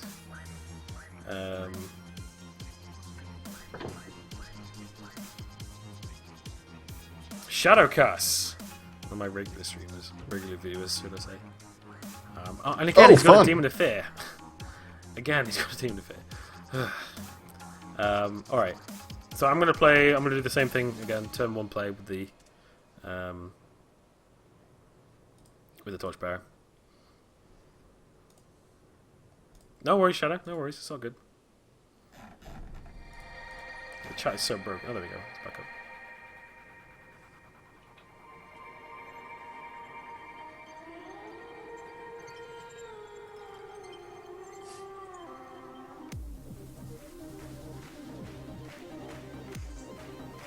Well, he's just raging because I took a while, but I'm teaching you, so it's fine. People do that. Okay, I've got Yuanshi's Wrath in my hand, which is good. He's pulled out a Worthy Noble. Oh no, yeah, it's alright, Shadowcast. Yeah, I trust you. It's cool. It's all good. There's not much else we can do apart from play this other Torchbearer this turn, so... Wasn't Kaz 11-0 earlier? He might have been. I don't know. Potentially. He's got a pretty good commander setup with sleepers and 2 Varor, so I have to watch out for mass deaths, unfortunately. Alright, I'm going to buff on my priority, and I'm going to be able to play this next turn. Because that would do some serious damage to him right now. So, let's buff, let's make sure all these survive, and let's go ahead and attack with these. He does have 5, so he's got 2 Wealthy Nobles out right now, so he's got a big resource advantage on me. Yeah, that was a lucky draw. But I have this, Yuanshi's Wrath. All characters take 4 damage, so say bye-bye to his ramp. He's going to kill the 2 There you ramp. go. It's going to kill the zombies, both zombie scavengers, so that's good. I'm not going to play this guy out, because if I played him out, he'd die. So I'm going to save him for a turn, and that's why I buffed that turn, so everything survives. Oh, and he plays more stuff out that dies. Awesome. Yuanshi's Wrath. His morale's going to take a nice big hit. There we go. That was good. That was good. Oh, yeah. Good. Look at that chunk. Right. Well done, Glorious sir. Warrior time. And Torchbearer. I only have 1 of those in the deck, so I'm going to do that once. Preferably I'd like 3 of them, but yeah. I love Yuanshi's Wrath. It's a very good card. Okay, so this Dead Facer guy, he gains +2 attack, +2 health if he goes into combat with someone, but because he's been hit by the other thing, then... Oh wow, he's actually pulled his other noble as well, so he's actually pulled all 3 of the nobles out. What? That's insane. I'm going to hold the Glorious Warrior back because he has 2 Varor, so he's most likely got a Death Ray of some kind of removal in there. So I'm going to leave the Torchbearers out because it doesn't matter too much if they die. And then I'm going to start bringing stuff back with Z. What to play here? I'm actually going to play out the Shifting Stone because that can kill the Wealthy Noble. There you go. For 2 costs, so that's good. I can recycle it, that's true. See, he infested the Glorious Warrior. I dodged that. Predicted. Out-predicted. So yeah, I'm going to use Shifting Stone. That's so cool with the simultaneous system that you're able to do that. That adds a lot of depth. Oh, yeah, that's a huge amount of depth, yeah. So I'm going to activate the Shifting Stone dude on that, so kill it. Straight up. I'm also going to just buff. I'm also going to keep this guy back again, because I've kind of got semi-paranoia that he's got something else to kill him with. And actually, I think I'm going to use this Fireball on this Death Worshipper before it gets out of control. Yeah, we've seen that turn ugly already today. Yes. So that switch to health, killed it. Buff everyone's health up, kill that, and attack. Okay, brings out Overwhelming Dead. Alright then. Overwhelming Dead is the same kind of token generation, but it creates 5/2/2 zombies. Okay. But the reason being is because the Scavenger. When an undead creature undead creature of your own dies, he gains +2/+2. So if all these dies, he's going to be nice and big. But that I can deal with, I think. What to do now? I might play the Shikana, actually. and let's mess him up a bit. And let's bluff some kind of stuff in there. I'm gonna play this guy out as well for chump blocking, because I can.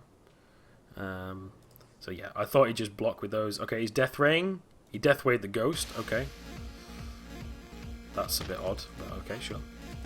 So yeah, as you see, that dude gets buffed up, but I'm gonna sacrifice the Shikana. Yes, sacrifice one of these torchbearers to Shikana. And then we can start bringing stuff back with Z.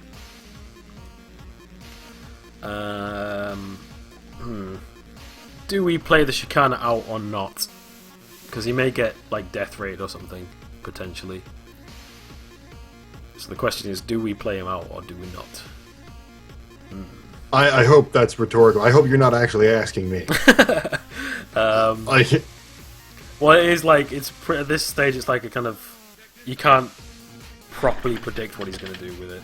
He could have a death ray in his hand, he could not, like, I don't know. It's a complete risk right now to play him out. It's great. We'll go balls to the wall, we'll play him. Because he could mass death as well, which is potentially, if he has a mass death. I'm also going to play out this, just so we have it out there in case, and I'm going to buff. I might as well play this actually Aspirin out as well, because if he dies as well, I can still bring him back with Z, so it's no issue there. Okay. Did our balls to the wall tactic work? Did he play anything? He didn't. Good. He didn't play anything. Good. So our Shikana hits. Would you like to sacrifice the Shikana? I might.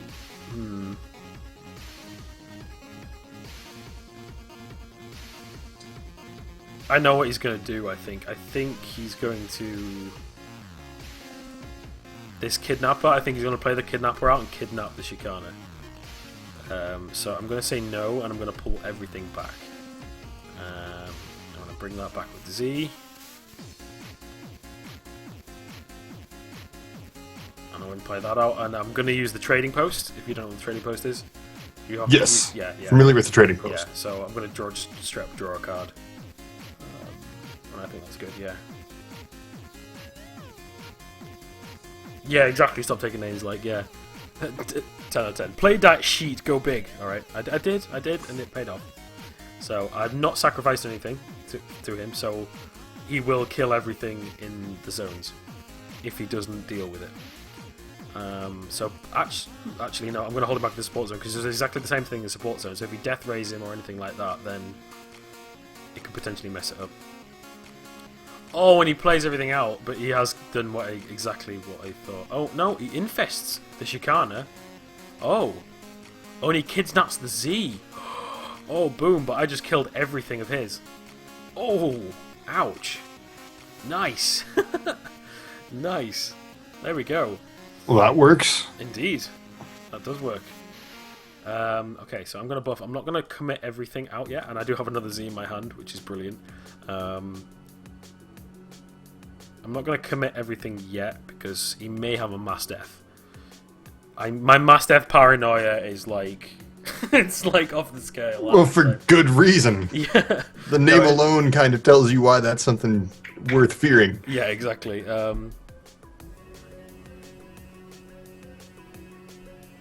So let's end the turn there. Okay, he plays the Demon of Fear, pushes everything back. That's okay. Yeah, I've barely taken any damage or any morale damage, so I can take my time and be cautious with everything. So we do have the Z out now, which is good. Let's play some more. He may be bluffing with a Mass Death, because my Mass Death Paranoia, as I said, is huge.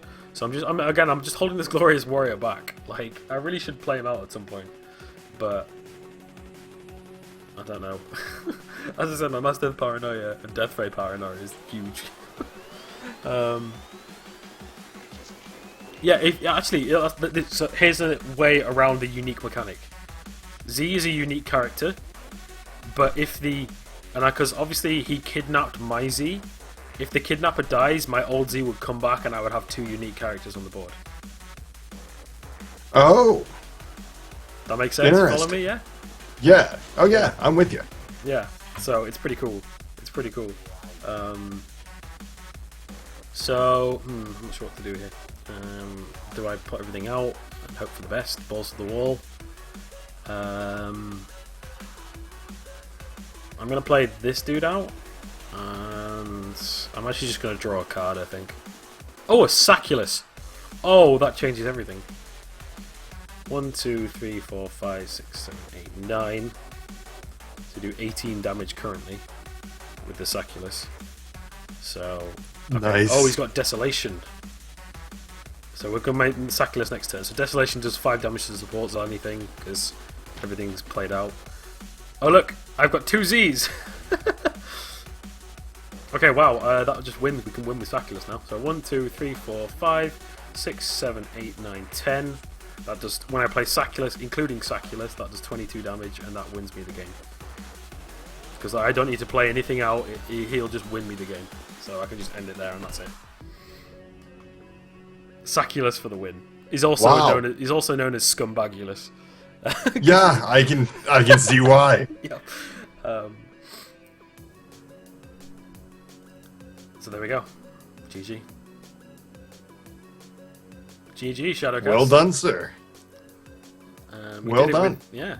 So bluffing is a huge part. Huge part, which is just it's really nice. Yeah, that's the simultaneous turns thing is awesome. Yeah, it's not been done before at all. No, you really couldn't. It couldn't have been done without the digital element. Oh yeah, like And, if you tried to play this game actually as a tabletop, it would the amount of notes you would have to take would be insane. It's just not possible. It's just not possible. Yeah, it's really nice. So bringing it to the digital medium is just so good, so good. But yeah, what kind of faction takes your fancy then out of all of them that you've seen? The Warpath has sounded the coolest to me so far. Beasts. Yeah, they're beasts. They hold people's heads and they have a lot of haste. That to me sounds cool. Yeah, they are pretty fun right now.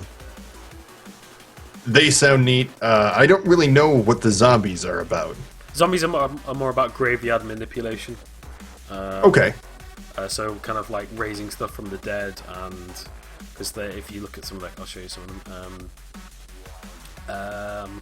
So they've got things like this card, Boomy. He's glorious. He's a 5 cost with haste. He isn't a Warpath card, but he does have haste. He's a 0/1, but when he dies in a combat zone, he explodes, dealing 6 damage to all characters in the same zone and the one opposing it. So he's like a big bomb you throw out with haste. Oh, nice. It's a surprise bomb. Oh, Shadowcast's first loss on his he's got a big streak of wins, and I'm his first loss. Apologies, Shadowcast. Apologies. Also, every faction has a dragon of some kind. Okay. This is the zombie dragon. So you got Flying Unstoppable, Infect, 2010, 10 cost, big ass dragon. Infect means that if it kills a character, you gain control of it the next turn. Okay. But it has slow, and slow means that if you play it out into the assault or defense zone, the next turn it will be exhausted. So it's like kind of every other turn you play it out. Okay. That's what slow means. A lot of stuff with sleepers as well is they have this bloodthirst mechanic. Bloodthirst 4.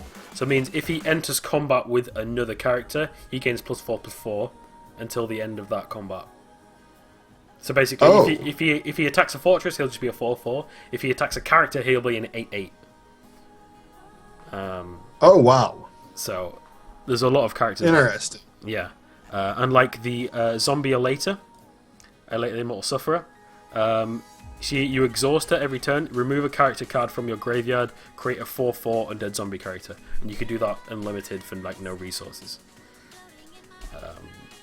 Wow. So she's pretty strong. And then you have things like Hakim. He's a triple purity card. When Hakim comes into play, all characters 3 cost or less in your graveyard are put into play. Wow. Yeah. So you play stuff out, things die, you play them out. This huge line of creatures can come out of your graveyard. Yeah, that's awesome. Yeah, so there's a That's lot of, cool. Yeah, a lot of cool graveyard stuff. There's three Lord characters at the moment in the game, and by that I mean where like this Plague Bearer, he's only a 2/2, but if he's on the battlefield, all other undead characters you gain control get +1/+1.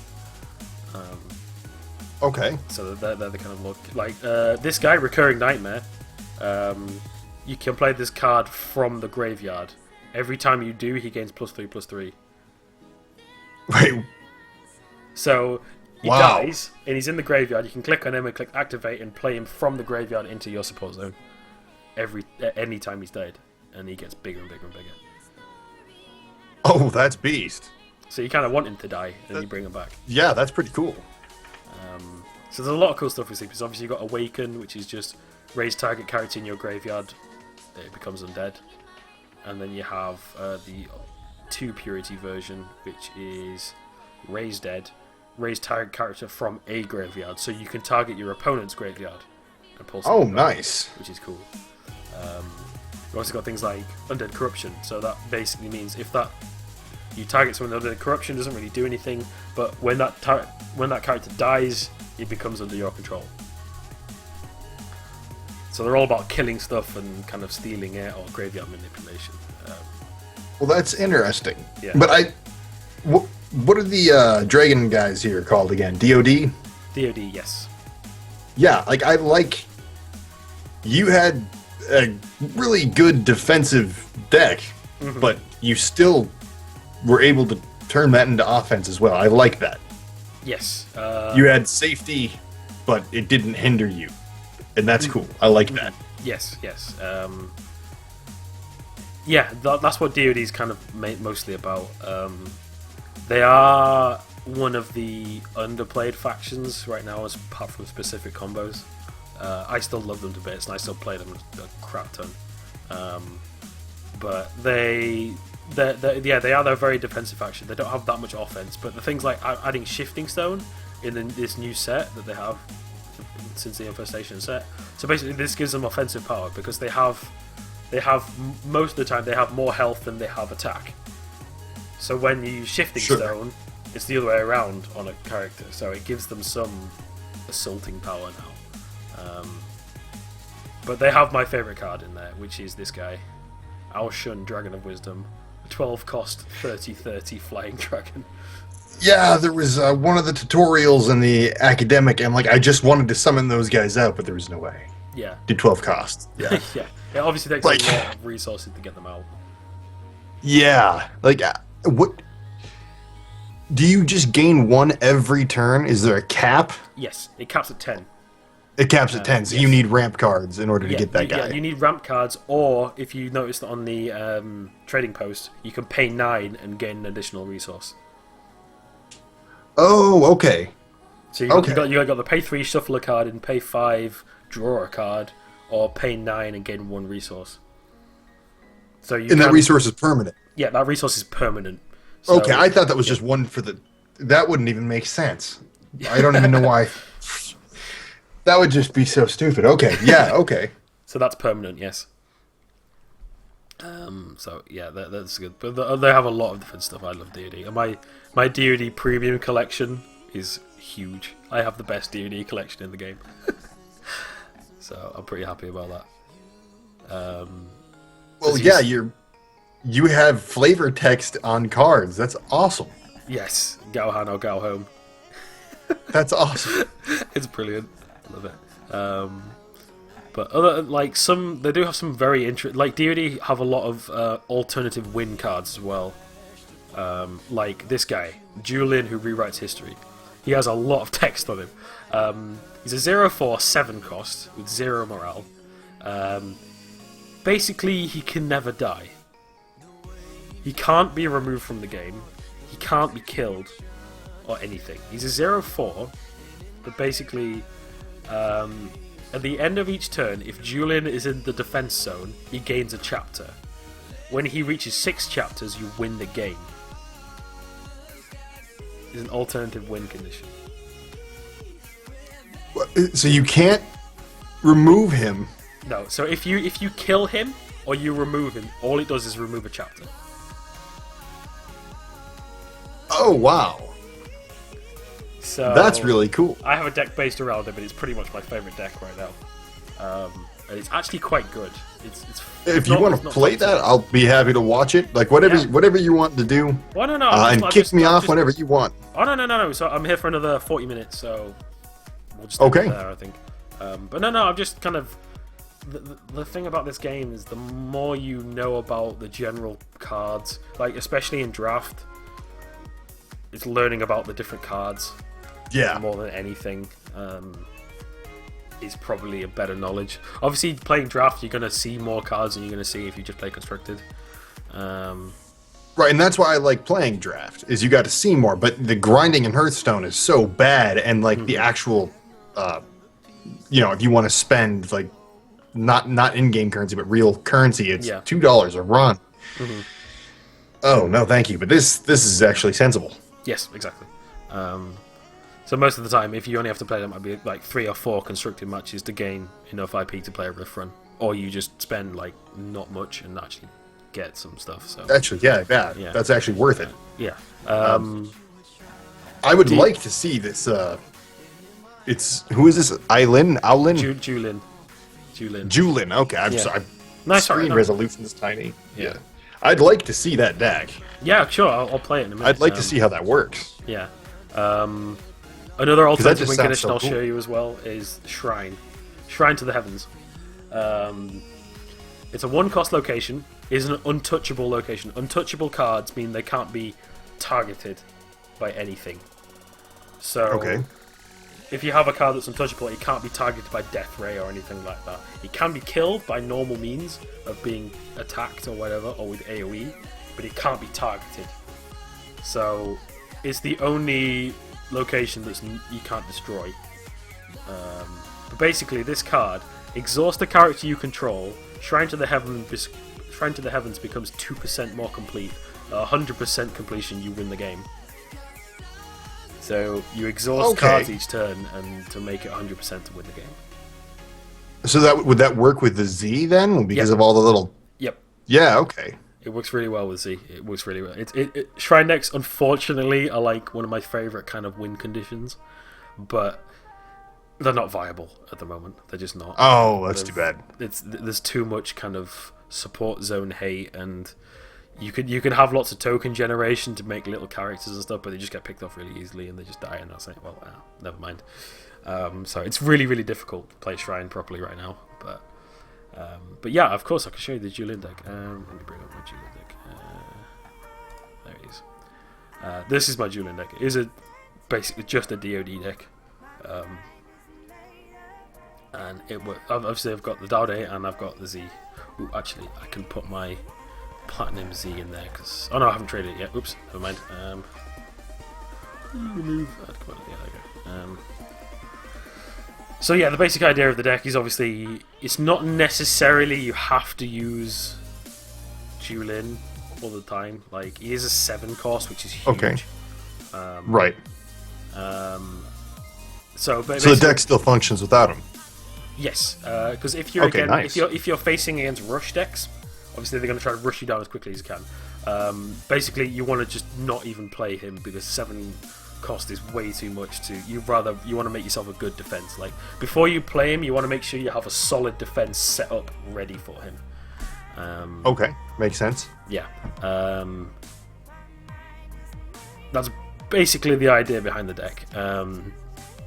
You have things to counter flying. You obviously have the Spirit. As I said, the Spirit and Martyr Golem combos. Martyr Golem is a factionless card, which is a legendary, which is one of the best cards in the game. Like, just you throw in a deck and it's not a bad idea, kind of thing. Basically, this guy, he's a 5 cost, 10 morale, 6/14. While Martyr Golem is on the battlefield, all damage that would be dealt to a character you control is redirected to the Martyr Golem instead. Okay. So wow. He gets nicely buffed. So basically, he takes all the damage. So you play the Spirit out, which obviously kills anything it hits. The Martyr Golem takes the damage, and the Spirit can kill something again. You following me? Yeah, wow. It's one of my That's cool. favorite combos, and it's an amazing combo in the game as well. So, and obviously we've got things like the Great Wall in it. I've put 1 Heaven's Bell and 1 Shifting Stone in this deck as well. We've also got 3 Yuan-Shi's Wraths. So yeah, needs whole deck and platform. I wish, dude, I wish I could do that. You just got a Wreckful Walrus. Think that'll be worth something. Your Wreckful Walrus can now kill the Enterprise, though. That is true. Somebody was warning me about that today in chat towards the beginning of my stream. Walruses eat spaceships, Yeah. and that now makes sense. Yeah, because obviously the Walrus, Okay. if one of the Walrus comes into play, he can destroy a target artifact card, and the Enterprise is an artifact. Okay. So that's where it comes from. So it's brilliant. It's brilliant. So yeah, this general deck, it's got a lot of stuff with Vigilance in it. I can use the Disarm, Shifting Stone combo and things like that. Also the Disarm and the Ace Spirit one works well as well, because obviously the 0 damage still kills it, such like. Right. Obviously DoD are very kind of morale based as well, so this can also win via morale, because obviously you're defending, you're killing characters by defending. But this Ling Bao's Will, when the opponent loses morale this turn, they lose an extra 4 morale. So basically, Oh, wow. pretty much every creature that dies, they lose 4 morale on top of the morale cost of it already. So if you play that in the right situation, you could just blow up their morale. Yeah, that's crippling. Yeah. I've also got this card as well, if you see this, the Calamity. It's an 11 cost card. Remove all characters in play from the game. Oh, It literally just goes to board flip. It's just lifts them straight up. Every single card, command wow. zone included. oh, no kidding. Just everything. So Well, that's handy. yeah, it's an 11 cost. So if you see someone not It's play expensive. anything and pump from 10 resources to 9 to 11 in that turn, pretty much guarantee they're going to play a Calamity to reset. Okay. Board. But the thing is with this, because Julin can't get removed, I instantly have card advantage as soon as Calamity's played. Because Julin stays Oh, off the board. nice. So I instantly have card advantage. Of course. On top of that, Julin, because he can't die, he's an infinite chump blocker every turn. Regardless of if you're using him to. Very nice. So I will play this deck for you, and it's one of my favourite decks. Awesome. So we'll see what we come against. I've actually done pretty well with this deck. I've actually beaten some pretty potent decks with it. Being a very smart play. They're very long games because you have to build up this big defense and stuff. It's Ivan. Ooh, Ivan. Another regular viewer. Oh, okay. Right on. Okay, so he's playing 2 Warpath, 1 Varroa. Okay, so he's going to have lots of beasties. Okay, unfortunately, I'm not sure about this hand. Because you can mulligan your hand the first turn. Oh, and you do that at the trading post. Yes, you do it at the trading post. We're going to do that obviously Okay. turn 1. Do I want to shuffle in my hand? No, I'll keep it. Hopefully I draw something better next turn. Wholesale Slaughter can't kill Julin, as far as I'm aware. Are my messages being eaten, Callum? Apologies, Callum. Sure. What are you trying to link?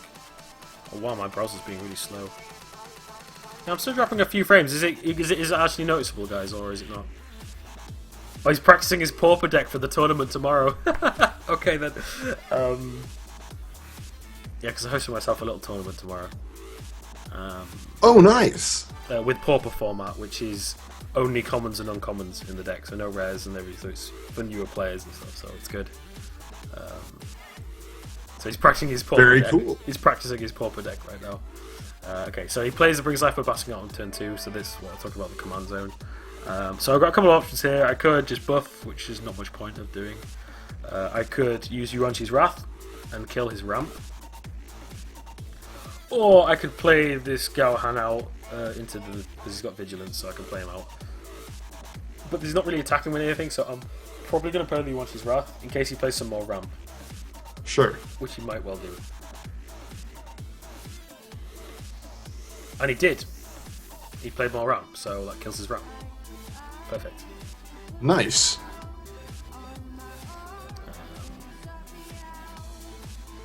But now I am going to buff back up because he might have some death rays or something.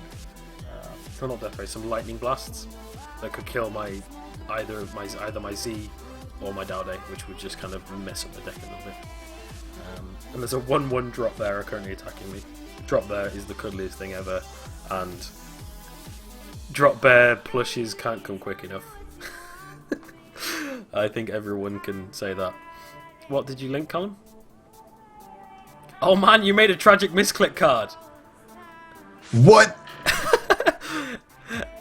When TragicMisclick enters the battlefield, he shocks every enemy on the battlefield with his epic beard, stopping them from attacking him. Pay 5, grow TragicMisclick's beard, and stun chosen enemy on the battlefield. I will... Wait. Send that link to me over Skype. Yes. Well, I'll put it on the screen. That's glorious. Oh my god. That's glorious. I'll put it on the screen. Give me a second. Oh, let me just... Sorry, Ivan. Sorry, Ivan, for taking so long with the turns. Apologies. Image...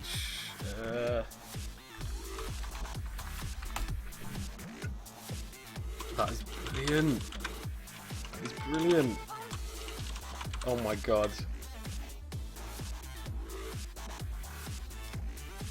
Right, there you go, it's on the stream now. Obviously, you'll see it in a second. That is brilliant. Oh my god, that's amazing.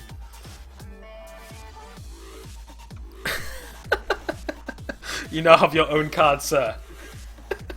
Thank you, Callum, for that, man. You're a beast.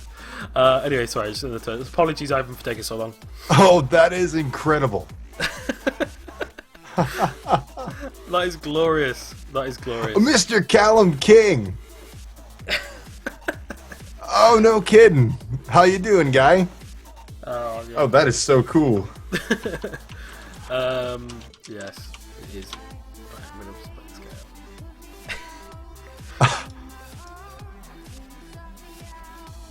guy. That is awesome. Yeah, that's brilliant. That's brilliant. Oh man. Oh, I know what's going on my Infinity Wars overlay now.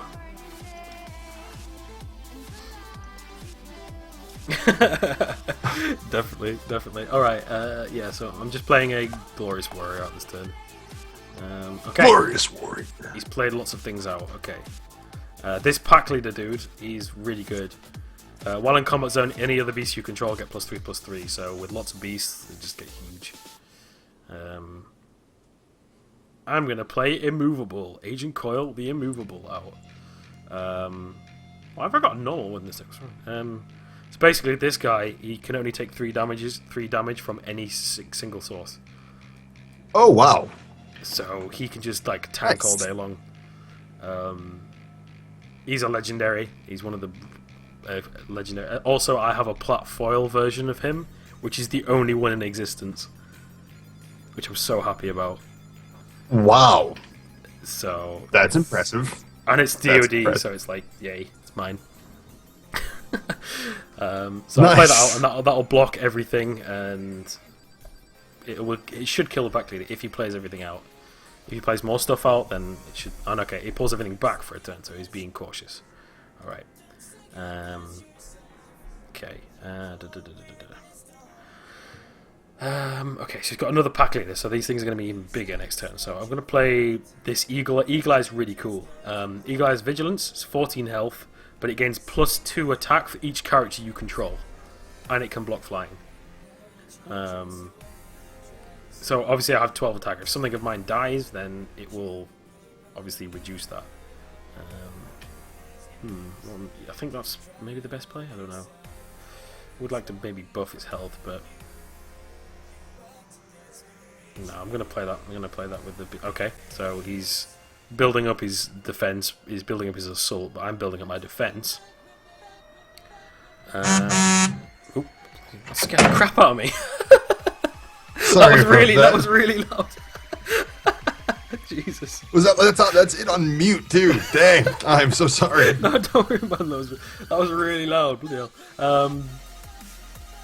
Okay, there's a couple of things I can do now. I'm hoping he's going to attack this turn, so I'm going to play out this guy. There's Sushan, the Resolute General, and just another Glorious Warrior out, and hoping he's attacking this turn. And yes, good. And okay, so he's using Word of Command on the immovable to put him in the assault zone, so he's not defending, which is sucky. So Skraz Young hits that. Okay, takes half damage. Half damage. Oh, ouch! That still hurts though. Ow. Okay. I managed to survive it just. Okay, so I'm going to use Disarm on the Skraz Young. Thing is, if he pulls everything back to the support zone, the pack leader buff no longer works. So this pack leader will die because it's only got 3 health, so it's being kept alive by this pack leader. And this Skraz Young is being kept alive by both pack leaders because they're both giving him 6 health. So if he pulls them back, he'll lose them.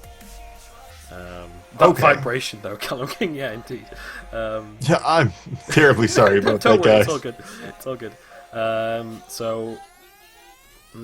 So yeah, I disarmed that. I'm gonna use Dowday to buff. Did I do anything die? So could start bringing stuff back instead. Yeah, I think I'm gonna do that. So I'm gonna use. Obviously, like you gotta take care what order you do things as well. Because if I buffed and then use Z, the flyers wouldn't get the buff because obviously it happened after. Sure. So you bring out the flyers first and then you buff. Because then. Sure. Yeah. Makes sense. Yeah. I can just still disarm it. And I'm just gonna throw out one of these vigilance guys out as well. Just because I can. I'm not putting this guy in the front because he's probably gonna move him or do something with him. He might play this kidnapper out. I've got to remember he's using a pauper as well, so he plays the kidnapper out.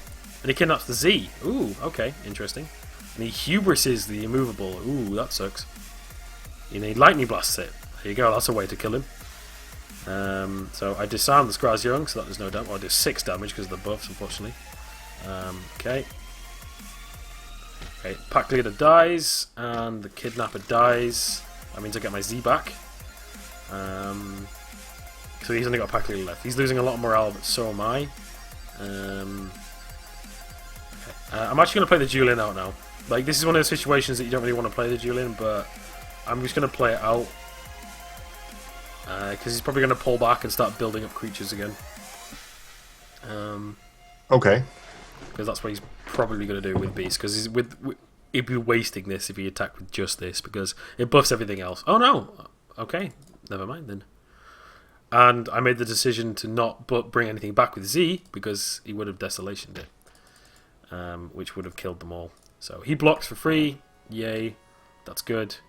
So I'm going to bring stuff back with Z now, because Desolation hits the support zone for 5 damage.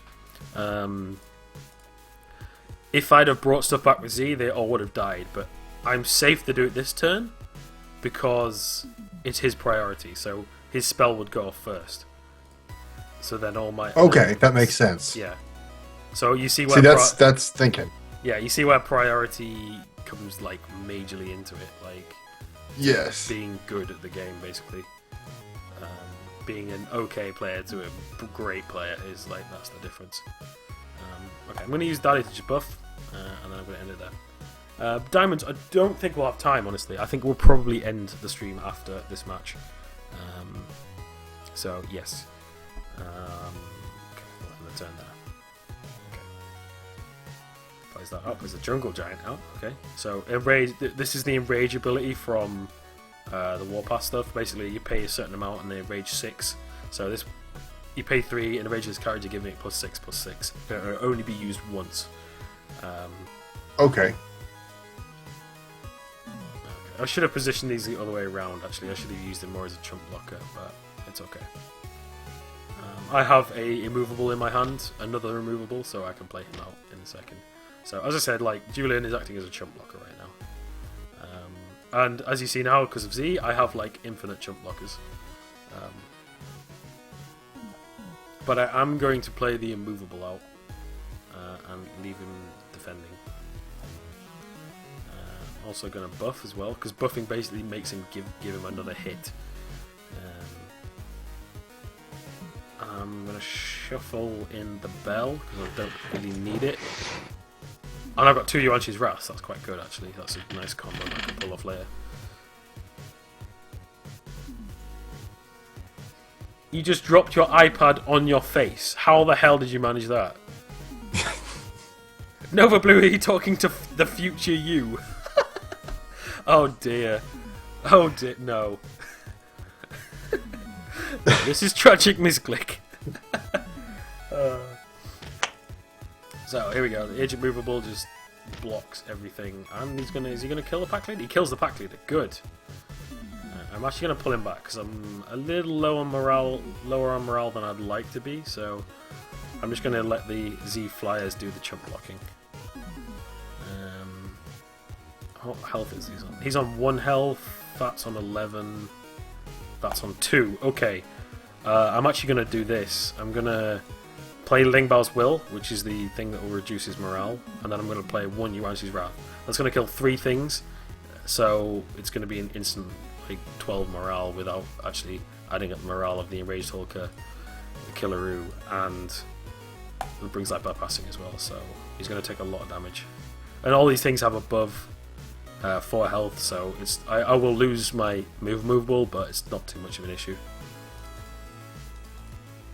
Okay, he plays a pack leader and that, so Lingbao's Will, Yuan-Shi's Wrath. Nice chunk of morale gone. Nice. Oh, actually, because I buffed the movable didn't die. I completely forgot about that. That's alright. Okay, I'm going to use Recycle to shuffle back in the Yuan-Shi's Wrath because it's just an amazing card.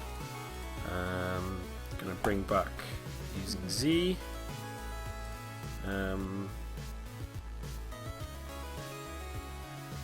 I'm not sure what to do then.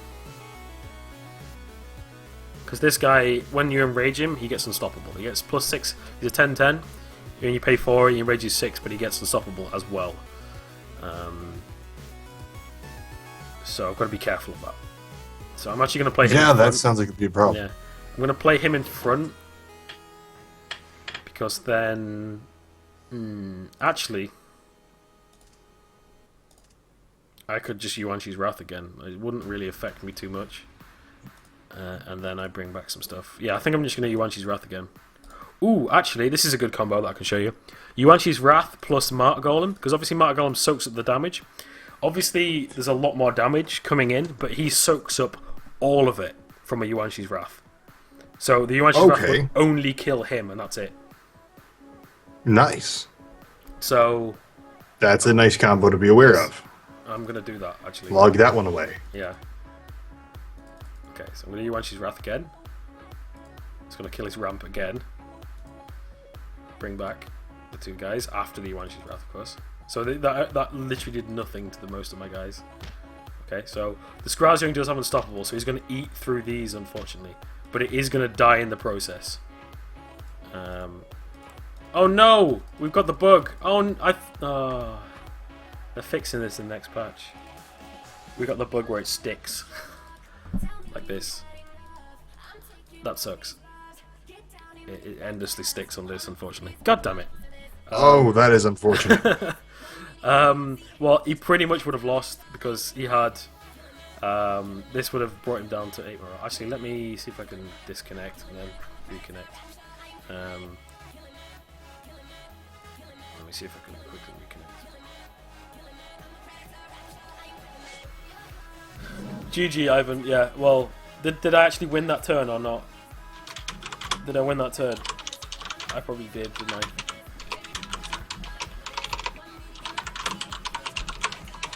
Chespee's face! How you doing, my friend?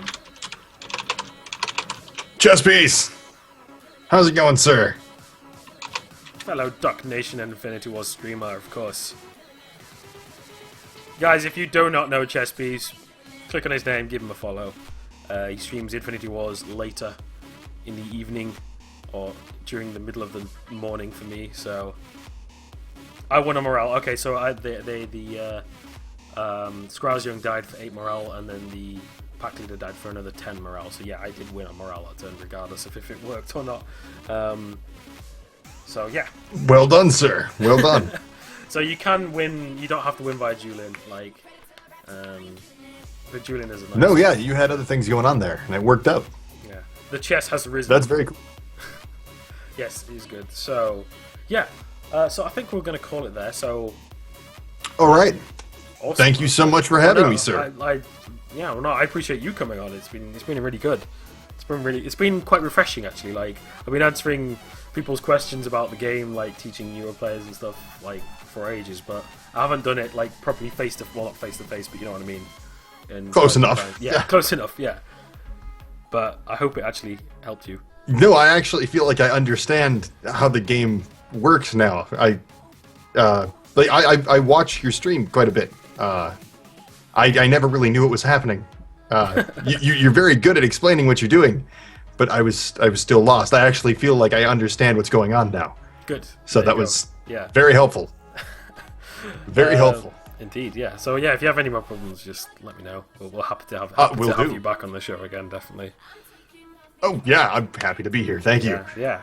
So yeah, guys, you should go ahead and link your stream, bro, if you wish, in the channel.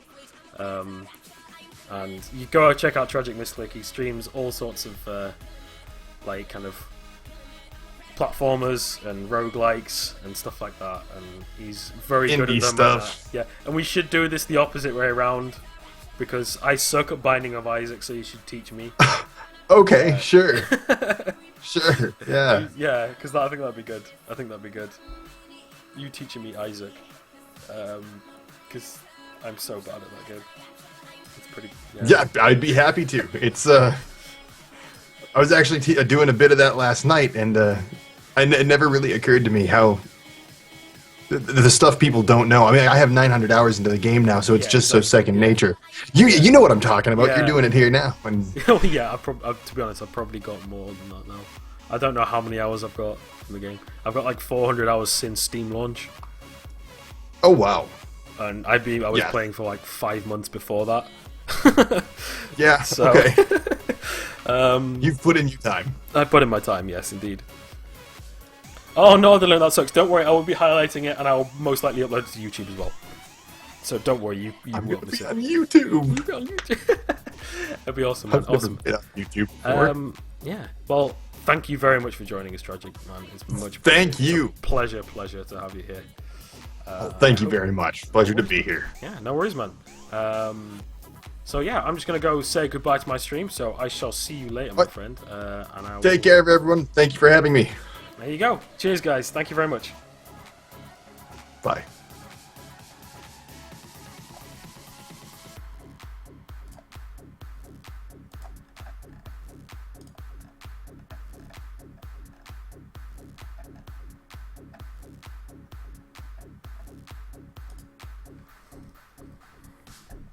So there we go, guys. Thank you so much for today's stream. We're calling it there. There we go. There we go. Cool. We are calling it there, guys. So thank you so much for the stream today. It's been a really good stream. I hope you enjoyed the segment with my good friend TragicMisclick. He's a very, very nice guy, as you can see. And hopefully we taught him. Hopefully we taught him well. Yes. So thank you very much, guys. One thing, definitely, I am hosting a small 60-man mini Pauper tournament tomorrow, guys. If you want to participate in the Pauper tournament, please type !tournament in the channel. That will bring up all the information you need to know about the tournament on the forums. If you have any other questions, post a message on the forum, or message me in game or anything like that, and then I will answer you if you have any more questions. So much appreciated for that. There is a nice prize pool. I will announce the prize pool probably tomorrow. I might do it via Twitter or something like that. So go down below, follow me on Twitter, or join my Steam group as well. So click on that link. Pauper tournament tomorrow. Get your Pauper decks ready. Commons and uncommons only. It starts at 8 PM GMT, 7 PM Infinity Wars time. Infinity Wars time is up in the top right hand corner of the Infinity Wars game. So 8 p.m. GMT. If you turn up maybe about 10 minutes before, so then you get a chance to sign up. I will start the sign-ups at exactly 8 p.m. So do not be late. Do not be late for the tournament, guys, if you are interested in joining for that. There is a nice prize pool. It's a double elimination. Leave about 4 hours to do it, to make sure that we go through it all, and it's going to be good. It's really good. The previous ones are good. We're holding it like a series as well, so if you get in the top 3, you'll be entered into the winners pool, which will be, so we're having 4 weeks of tournaments. So we've done the first week last week with the 3 winners. We're doing 1 more. We're doing 3 more before the winners bracket. So there's going to be 12 people in the winners bracket. So thank you so much, guys, for today. Much appreciated. Take it easy. Enjoy this picture behind my face, and I will see you tomorrow, 7 p.m. GMT. Take it easy, guys, and have a good day.